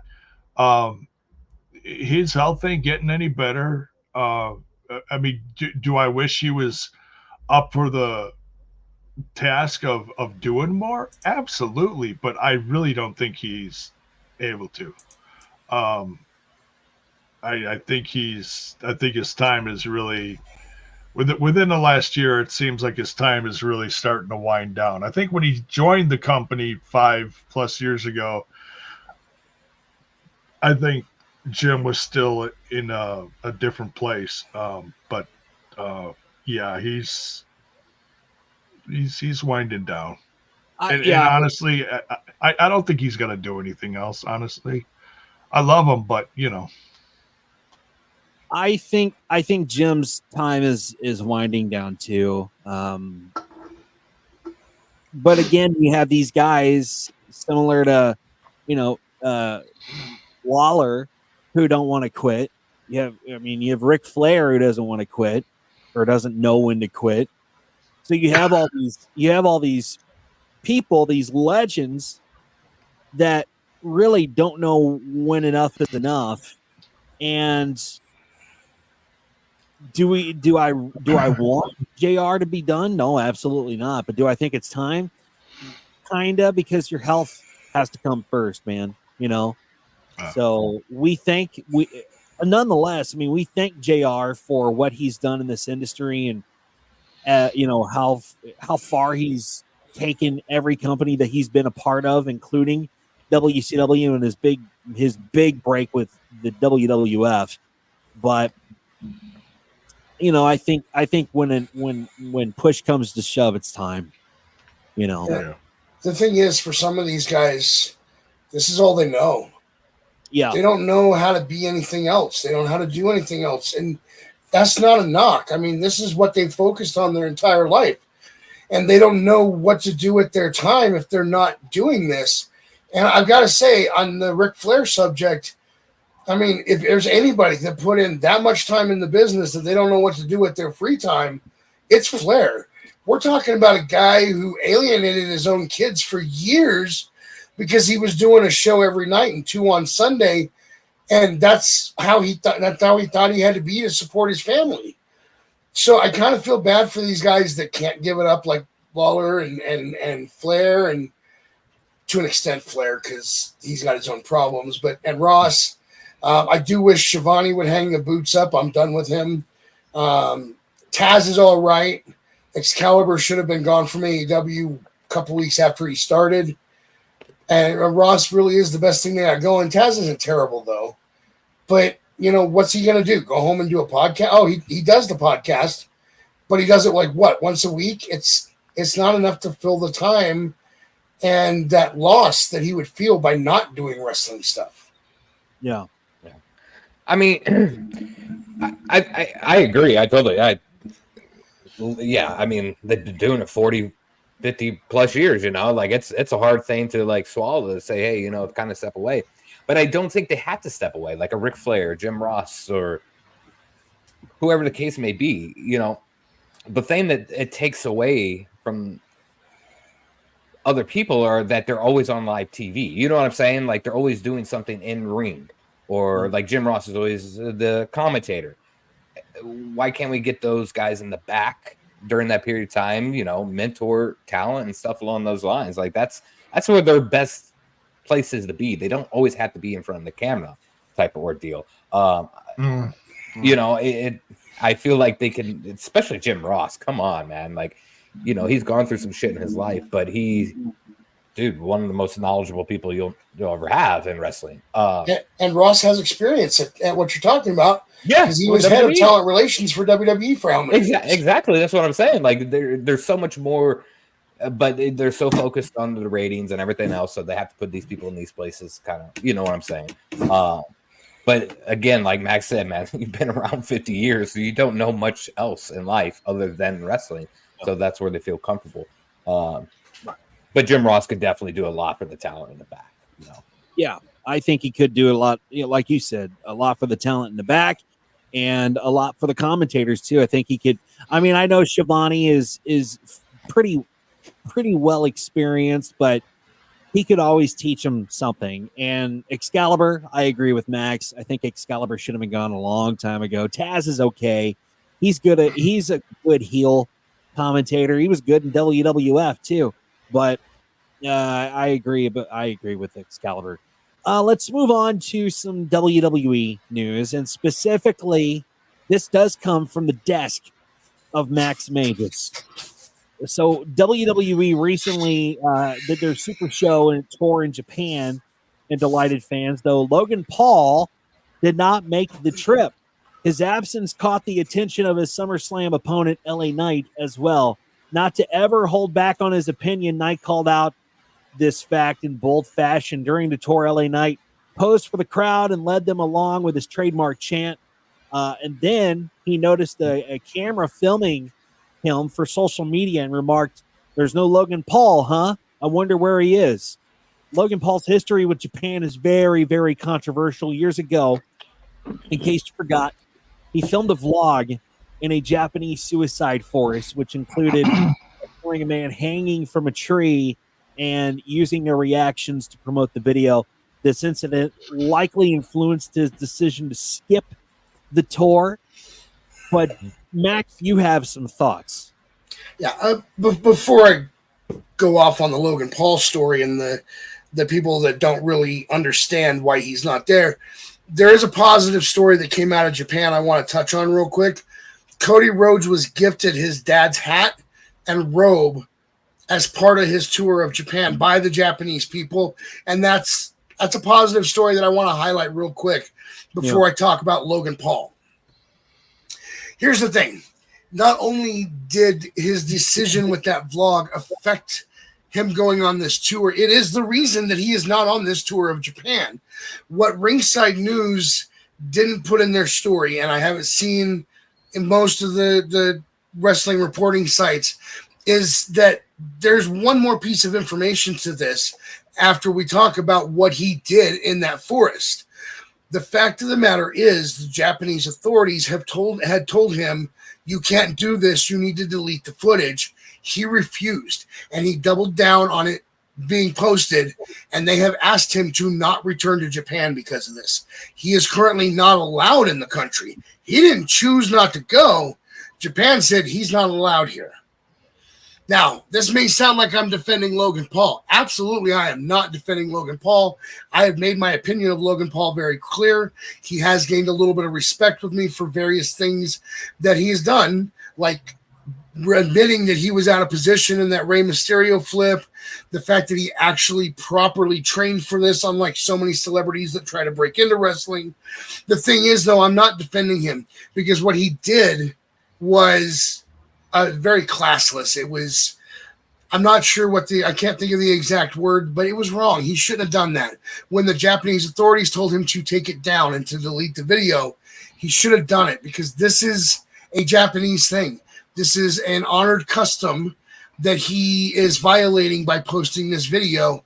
So I am absolutely not defending Logan Paul in this situation.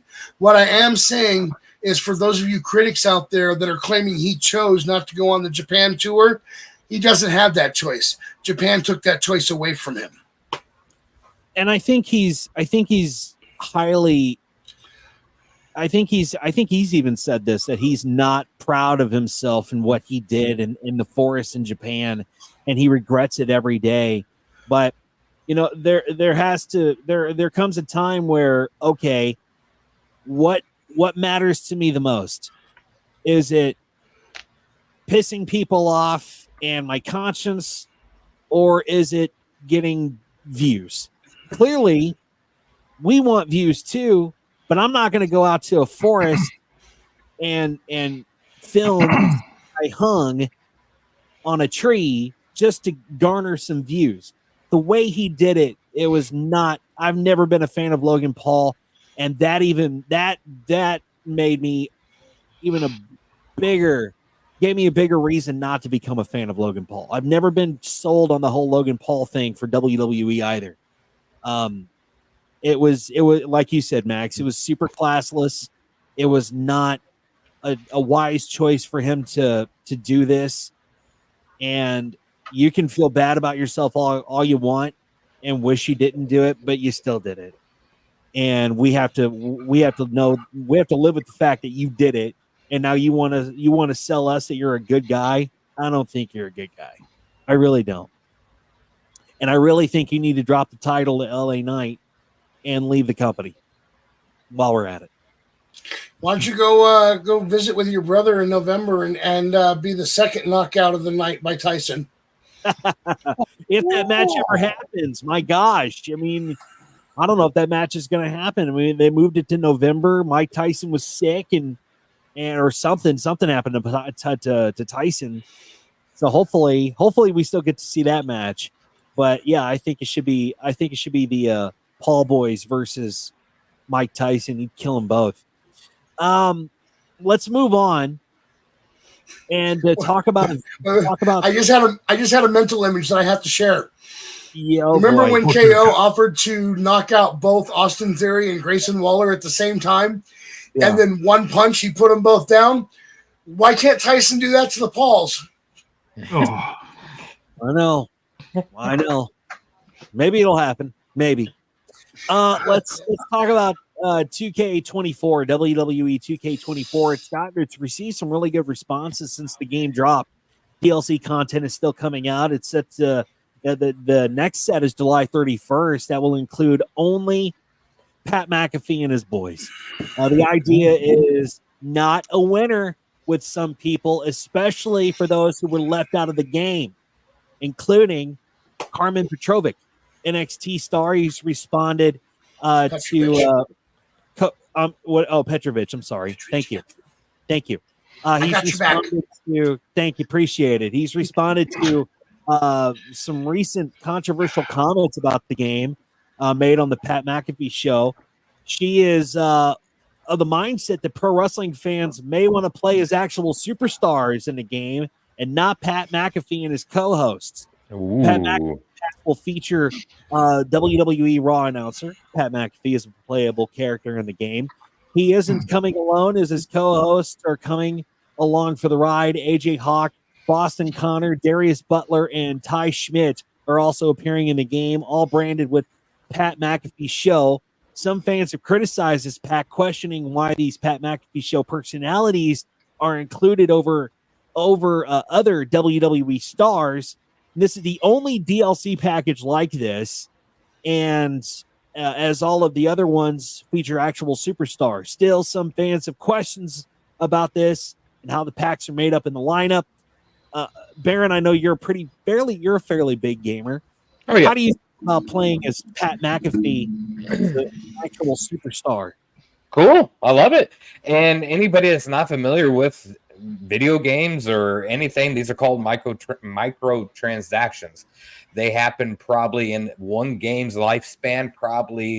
They probably have 20 to 50 different micro transactions, meaning downloaded packs.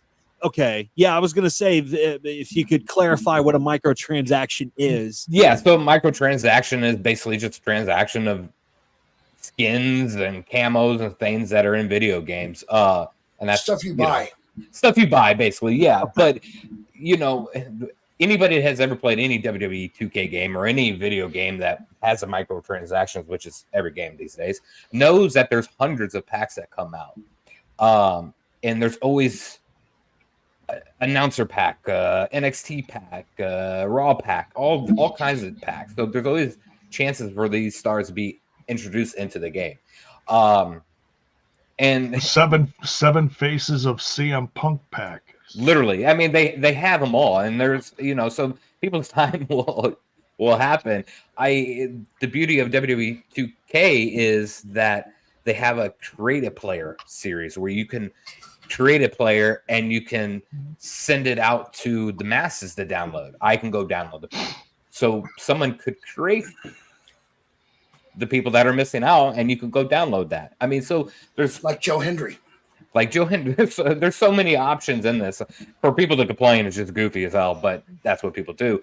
But on the standard of skins and games, one of the biggest game franchises in the world, Call of Duty, just released their WWE pack, which has Rhea Ripley, Cody Rhodes, all those people along the line, skins you can play while playing Call of Duty, which is a pretty badass thing for WWE.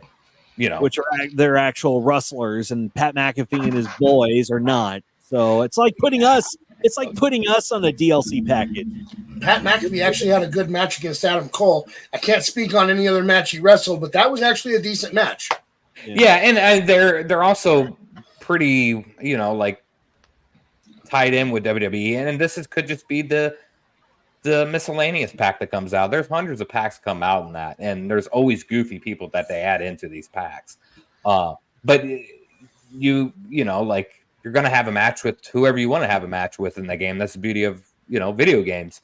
And I think Pat McAfee probably has a pretty large following compared to whatever that NXT star has. Oh well. Dizzy, I want to say it doesn't mean I disagree with you. Okay, I do. I agree. I agree with you, but to an extent. Let me just put this out there. Okay, the real issue here is not that we put Pat McAfee, who you dislike, I already know that, into the game, along with all his cronies. The real issue is this pack didn't come with any actual wrestlers. Even when, besides Pat McAfee, but I mean, he's more of an announcer now, not... Anyway, when they released Post Malone as part of their DLC content, he was surrounded by legends like Sensational Sherry and the Headbangers and Jimmy Hart. I mean, at least there were wrestlers included in that pack. And I think the outrage on this would have been less from fans of the game if they had put at least one regular wrestler into this pack or two. I think outrage from the wrestlers would have been less if, like, Carmen has been working for NXT for how long, J-Bone? I'm sure you know this answer. Who was? Carmen Petrovich. Oh, I have no idea. I don't watch enough NXT to actually know the answer to the question, but Carmen's been around for a little while with NXT. Maybe Carmen did deserve a spot in the game, maybe not. I can't speak on that. But having been there for a while, you know, if you take a spot away from, I mean, if you say your roster is limited, even with all your DLC stuff, and you take a spot away from a wrestler that's been around doing this for a while, and give it to the co-hosts of the Pat McAfee show, I can understand why people might be upset with that. I still think that I do agree with Baron to an extent. People do want Pat and his cohorts, but they want wrestlers too. And that's where I'm in the middle of this thing with you guys. Is I agree with both of you. I think it's wrong and I think it's right at the same time, but you need wrestlers in there. And Pat's really the only one. On the other hand, you had the Mean Street Posse. They made it into how many 2K games? So I guess I can't argue too much. Yeah. Yeah, there's pros and cons to having them in there because you know, like fate, like just like big picture wise, you can look at it and be like, nah, it's like no one knows who these guys are. Yeah, they have an audience, but for like a gamer, maybe they don't. Who knows? But then if you're playing and you need extra people for a specific kind of match, like a say, like, I don't know if they've got like the lumberjack match in the game or whatever. So maybe the game picks lumberjacks and puts them in there, and maybe some of those guys are in there, or maybe you're playing your own version of like a Royal Rumble. So you just have the game pick all your opponents for whoever you're trying to get through. And it's some of those guys. Well, maybe those guys will be easier than, say, going up against Big Show or whatever, you know. So, I mean, yeah, there's pros and cons to anything like this. Me personally, I like Pat McAfee, and if I was going to pick anyone else to play in the game from his crew, I don't know his crew, but I do know who AJ Hawk is, and he's a former Packer as far as I remember. Did you say it's a little fuzzy. What's that? Did you say Hawktois? Hawktois, yeah. And so yeah, I mean, I see both sides of it, but I mean, for people to like, you know, lose their minds over it, it's like, whatever. Well, I think his show is also sponsored by EA Sports, so I mean, I'm not. Yeah. And listen, bound to, yeah. I have a bigger problem with the 2K wrestling games anyway. When you create a team and the game within 2 weeks tries to break them up, or even the game has created this team and then tries to put them against each other 2 weeks of show down the road, the AI has always had an issue with that, and I don't understand that. And there's nothing you can do to fix it unless you actually go in and go, okay, we're not having this one-on-one match. We're going to move you to manager here and put this person in as this guy's opponent. The game just automatically goes, hey, you know what would be a good match? We're going to break these two up, even though we just put them together. Yeah, 2K's got a lot of fucking problems across the board, not just WWE. That's a lot of fun. I personally have not played any WWE video game since probably PlayStation 2.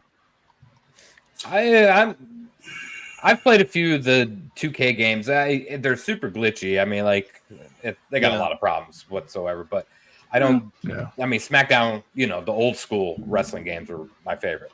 Love them. This just got too. These games are too pretty. You know, for the hardware people are running on, so it's super glitchy.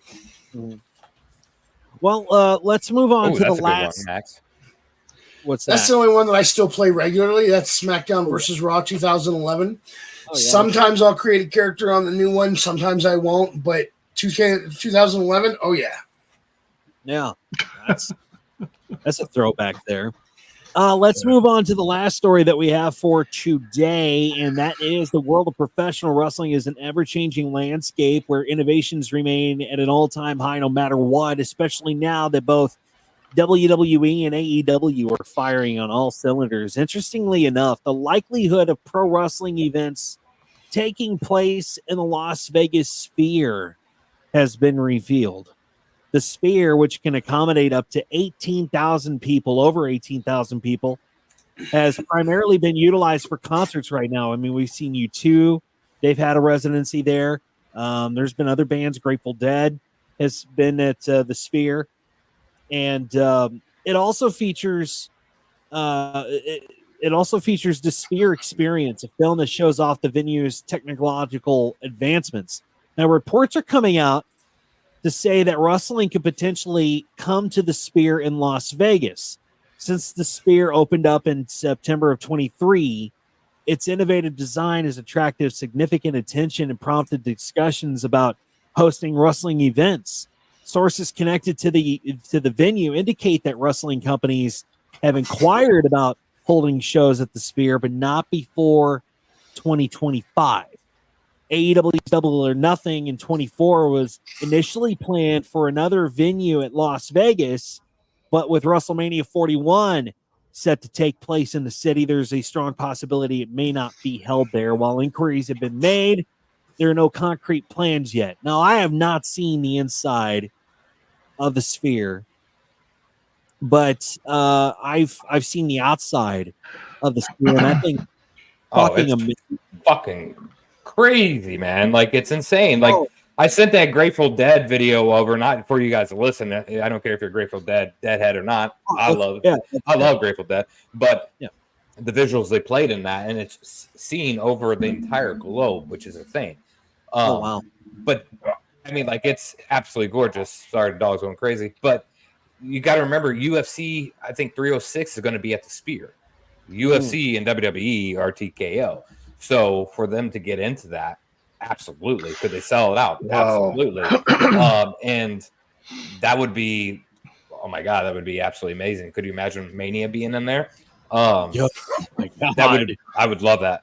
But I just don't know how visually that would play out on the big screens there, because it's really meant for like showcasing like visuals, you know? So I'm not sure how that's going to play out, but I think that would be fucking amazing to see. I would say that a part of the Sphere would be like the Titantron, where it wouldn't be, not everything would be overhead, you know, so you wouldn't have the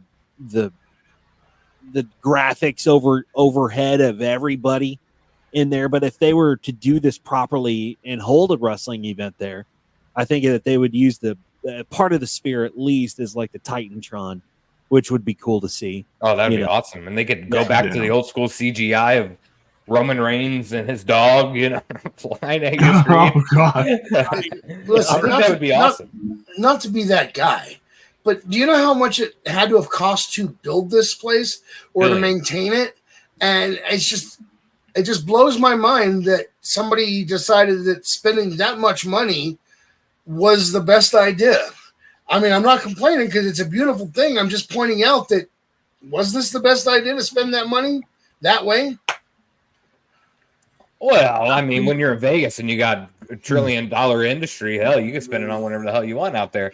I think it was like $2 billion to build that thing. They probably, I mean, and this is just a guess, but my guess is, because I've never been to Vegas, but I've seen the visuals, like, you know, you're going down the strip and you see the lights overhead and stuff like that. They probably pictured something like that and then got the idea from something else like that. Like, well, what if instead of just like this example of entertainment above us, what if we put it all around us? You know, it's I look at it kind of like being kind of like I've seen a few clips on the inside, and the inside is trippy with the visuals, Because at first, I didn't even know what the hell I was looking at.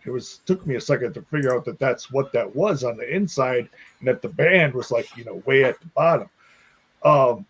So it's got more of a kind of a IMAX feel to it in a sense. You know what I mean? Yeah. So I mean, could it work? Yeah. I think I don't think you could put put the guys in the ring across the whole, like on the inside. They'd have to portion it or something, Yeah, I'm not sure how that would look. Yeah, it would look very weird on that screen, and wouldn't. But we'll know when UFC 306 happens, because they're going to be the first sporting event thing that's in there.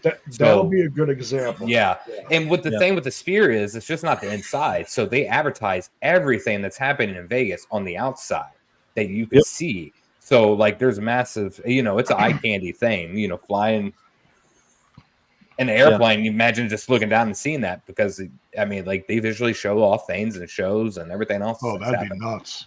Yeah, when we went to Vegas, we've seen it. It was pretty crazy.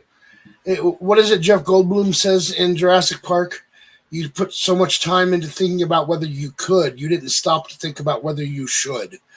But I'll give. Yeah, okay. Now we're catching up to Max. Honestly, at the end of the day, though, I don't really care about what PLEs are being held anywhere else, because Denver is finally getting a PLE after how many years, and it's NXT, but it's a PLE, and Max is excited. And between you and me, because there's a certain person in the house can't hear this, Max will be at the 2-night event, the No Mercy PLE and Raw the following night. But there's a certain person in the house whose 18th birthday is a couple days prior, and he doesn't know we're going yet. Well, then we will not say anything further. That's very nice. That'll be nice. And if you watch this, you didn't hear that. Oh, no, Max. Oh, delete the portion of it. He listens to random shots, but he doesn't listen to this one. Okay.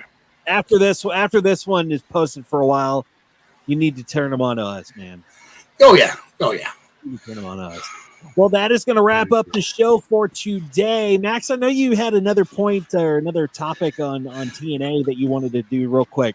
It's one more thought, and it's specifically about Eric Young. I'm so glad that this guy has work again. I miss him as part of Sanity. I love Eric Young. I first really became a fan of his during, I believe it was the Jim Cornette era at TNA, when Eric Young realized somebody's about to get fired. He didn't want it to be him, so he's walking around with the signs going, "Don't fire Eric Young." It really appealed to me at that time. I am so thankful this man is still working, and I hope he has years left on his career. I'm glad that he was at Slammiversary and had a match. If you haven't watched Eric Young, please go find some footage of him and check it out. He really throws his all into this business. He does. Sanity was revolutionary. That was that was revolutionary. But yeah, I've always been a big fan of Eric. Without Sanity, we wouldn't have Nikki Cross and the Wyatts. Yep, that's true.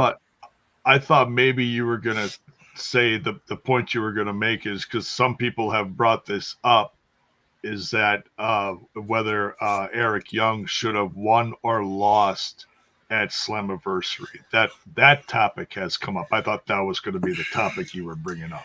My even if I want somebody to win, for example, Eric Young in a match, do I want Eric Young to win? Depends on who he's facing, but 9 times out of 10, I'll say, yeah, I want Eric Young to win. But as a booker, as a inside fan in this business, I'll go as far to say I'm a mark. I mean, there's going to be people out there that will deny that they're a mark when they work in the business. No, this business was directed towards you. You are the target audience. You fell in love and joined it, but you're still the mark. As a mark, as a guy that's worked in the business, as a fan of the business, what advances the story is the proper outcome. And there are times when you're going to see a match that doesn't advance the story with the outcome, and it should have gone the other way to advance the story. Like when Wyatt has lost at PLEs before, Bray Wyatt. that didn't advance his story. Like when he got, was it an ambulance match he was in where they put him in the ambulance and he lost? That didn't advance his story. Why did we do that? That was stupid. But it's not, and that's not because I wanted him to win the match. It's because I want the best story out of the match. And with EY, if it advanced the story, then it doesn't matter whether EY was the one who won or lost, as long as the outcome continues the story or does what needs to be done for the story. Right, yeah. I get you. Yeah. Okay. With that, I think that's going to wrap up the show, guys. It's been an amazing one. Had a lot to dive into, and happy to be here to do it for you on a Saturday afternoon. And if you would like to follow us, here is how you can do it. Baron, how can they follow you, sir? Find me on the Twitter, Scumbag Jordan 3 with N's. There you go, man. And Max Magus, how can they follow you, sir? You can find me at Max Magus, or you can follow the nerdy stuff over at Our Shots Podcast. We're hoping to put another episode out this weekend. We have 3 that we've held back for this period where we're unable to film for the moment or record for the moment. So I should have a new one up here pretty soon. But I just want to say thank you to all of you for listening to us. We talk about this a lot over the course of the week. These guys don't always tell you about the conversations we have, but we do talk about this a lot over the week, and we really want to thank you guys for listening. It means a lot to come back and go, oh, look how many people listen during the week. So thank you. Yeah. Absolutely. Absolutely. You know, this show is growing exponentially, and I couldn't do it without you 3 and without our listeners too. And you know, we're really grateful that you have chosen to take time out of your day just to listen to us ramble, because that's what we do. That's what we are. That's the name of the show. We're Ramblers. So we thank you for joining us. And if you know of a friend that would like to listen to us, man, just share the channel, share it with us, or share it with them, and tell them to subscribe, hit the button, hit the bell. And whenever we go live, we'll put you up in your notifications. Look, I pick on Dizzy a lot. You listeners know that. You saw my comment earlier that J-Bone highlighted that maybe Dizzy didn't see. I pick on Dizzy a lot, but I would not want to do this show without Dizzy. It just wouldn't feel the same, which is why last week when Baron and I showed up ready to do the show and nobody else was ready, we didn't do the show because we don't want to do it without Dizzy, and we kind of can't without J-Bone, so... Yeah, right. Yeah. Yeah, we definitely ain't started the show with either one of those not there. Right. J-Bone's not only the bone man, but he is the backbone of this show. And how can they follow you, sir? You can follow me down the Yellow Brick Road. No, you can follow me over on that the Twitter box at JBone5150. You can follow. You can also catch me Thursday nights on Total Nonstop Impact for all things TNA for live reactions, and then our review following the show. And once in a while, I'll even throw something on over at Smash This Podcast. Definitely want to check out Smash This Podcast and Total Nonstop Impact, because when we're not on the air, guarantee you TNI and Smash is. And every once in a while, you never know, we might make a brief cameo over on those shows too. So you can follow the this show on X at the Ramblers Pod. You can also find us on Facebook at Ramblers Unleashed. And please hit the subscribe button, hit the bell button. It really helps us to grow this show, and it tells us that you like what we're doing.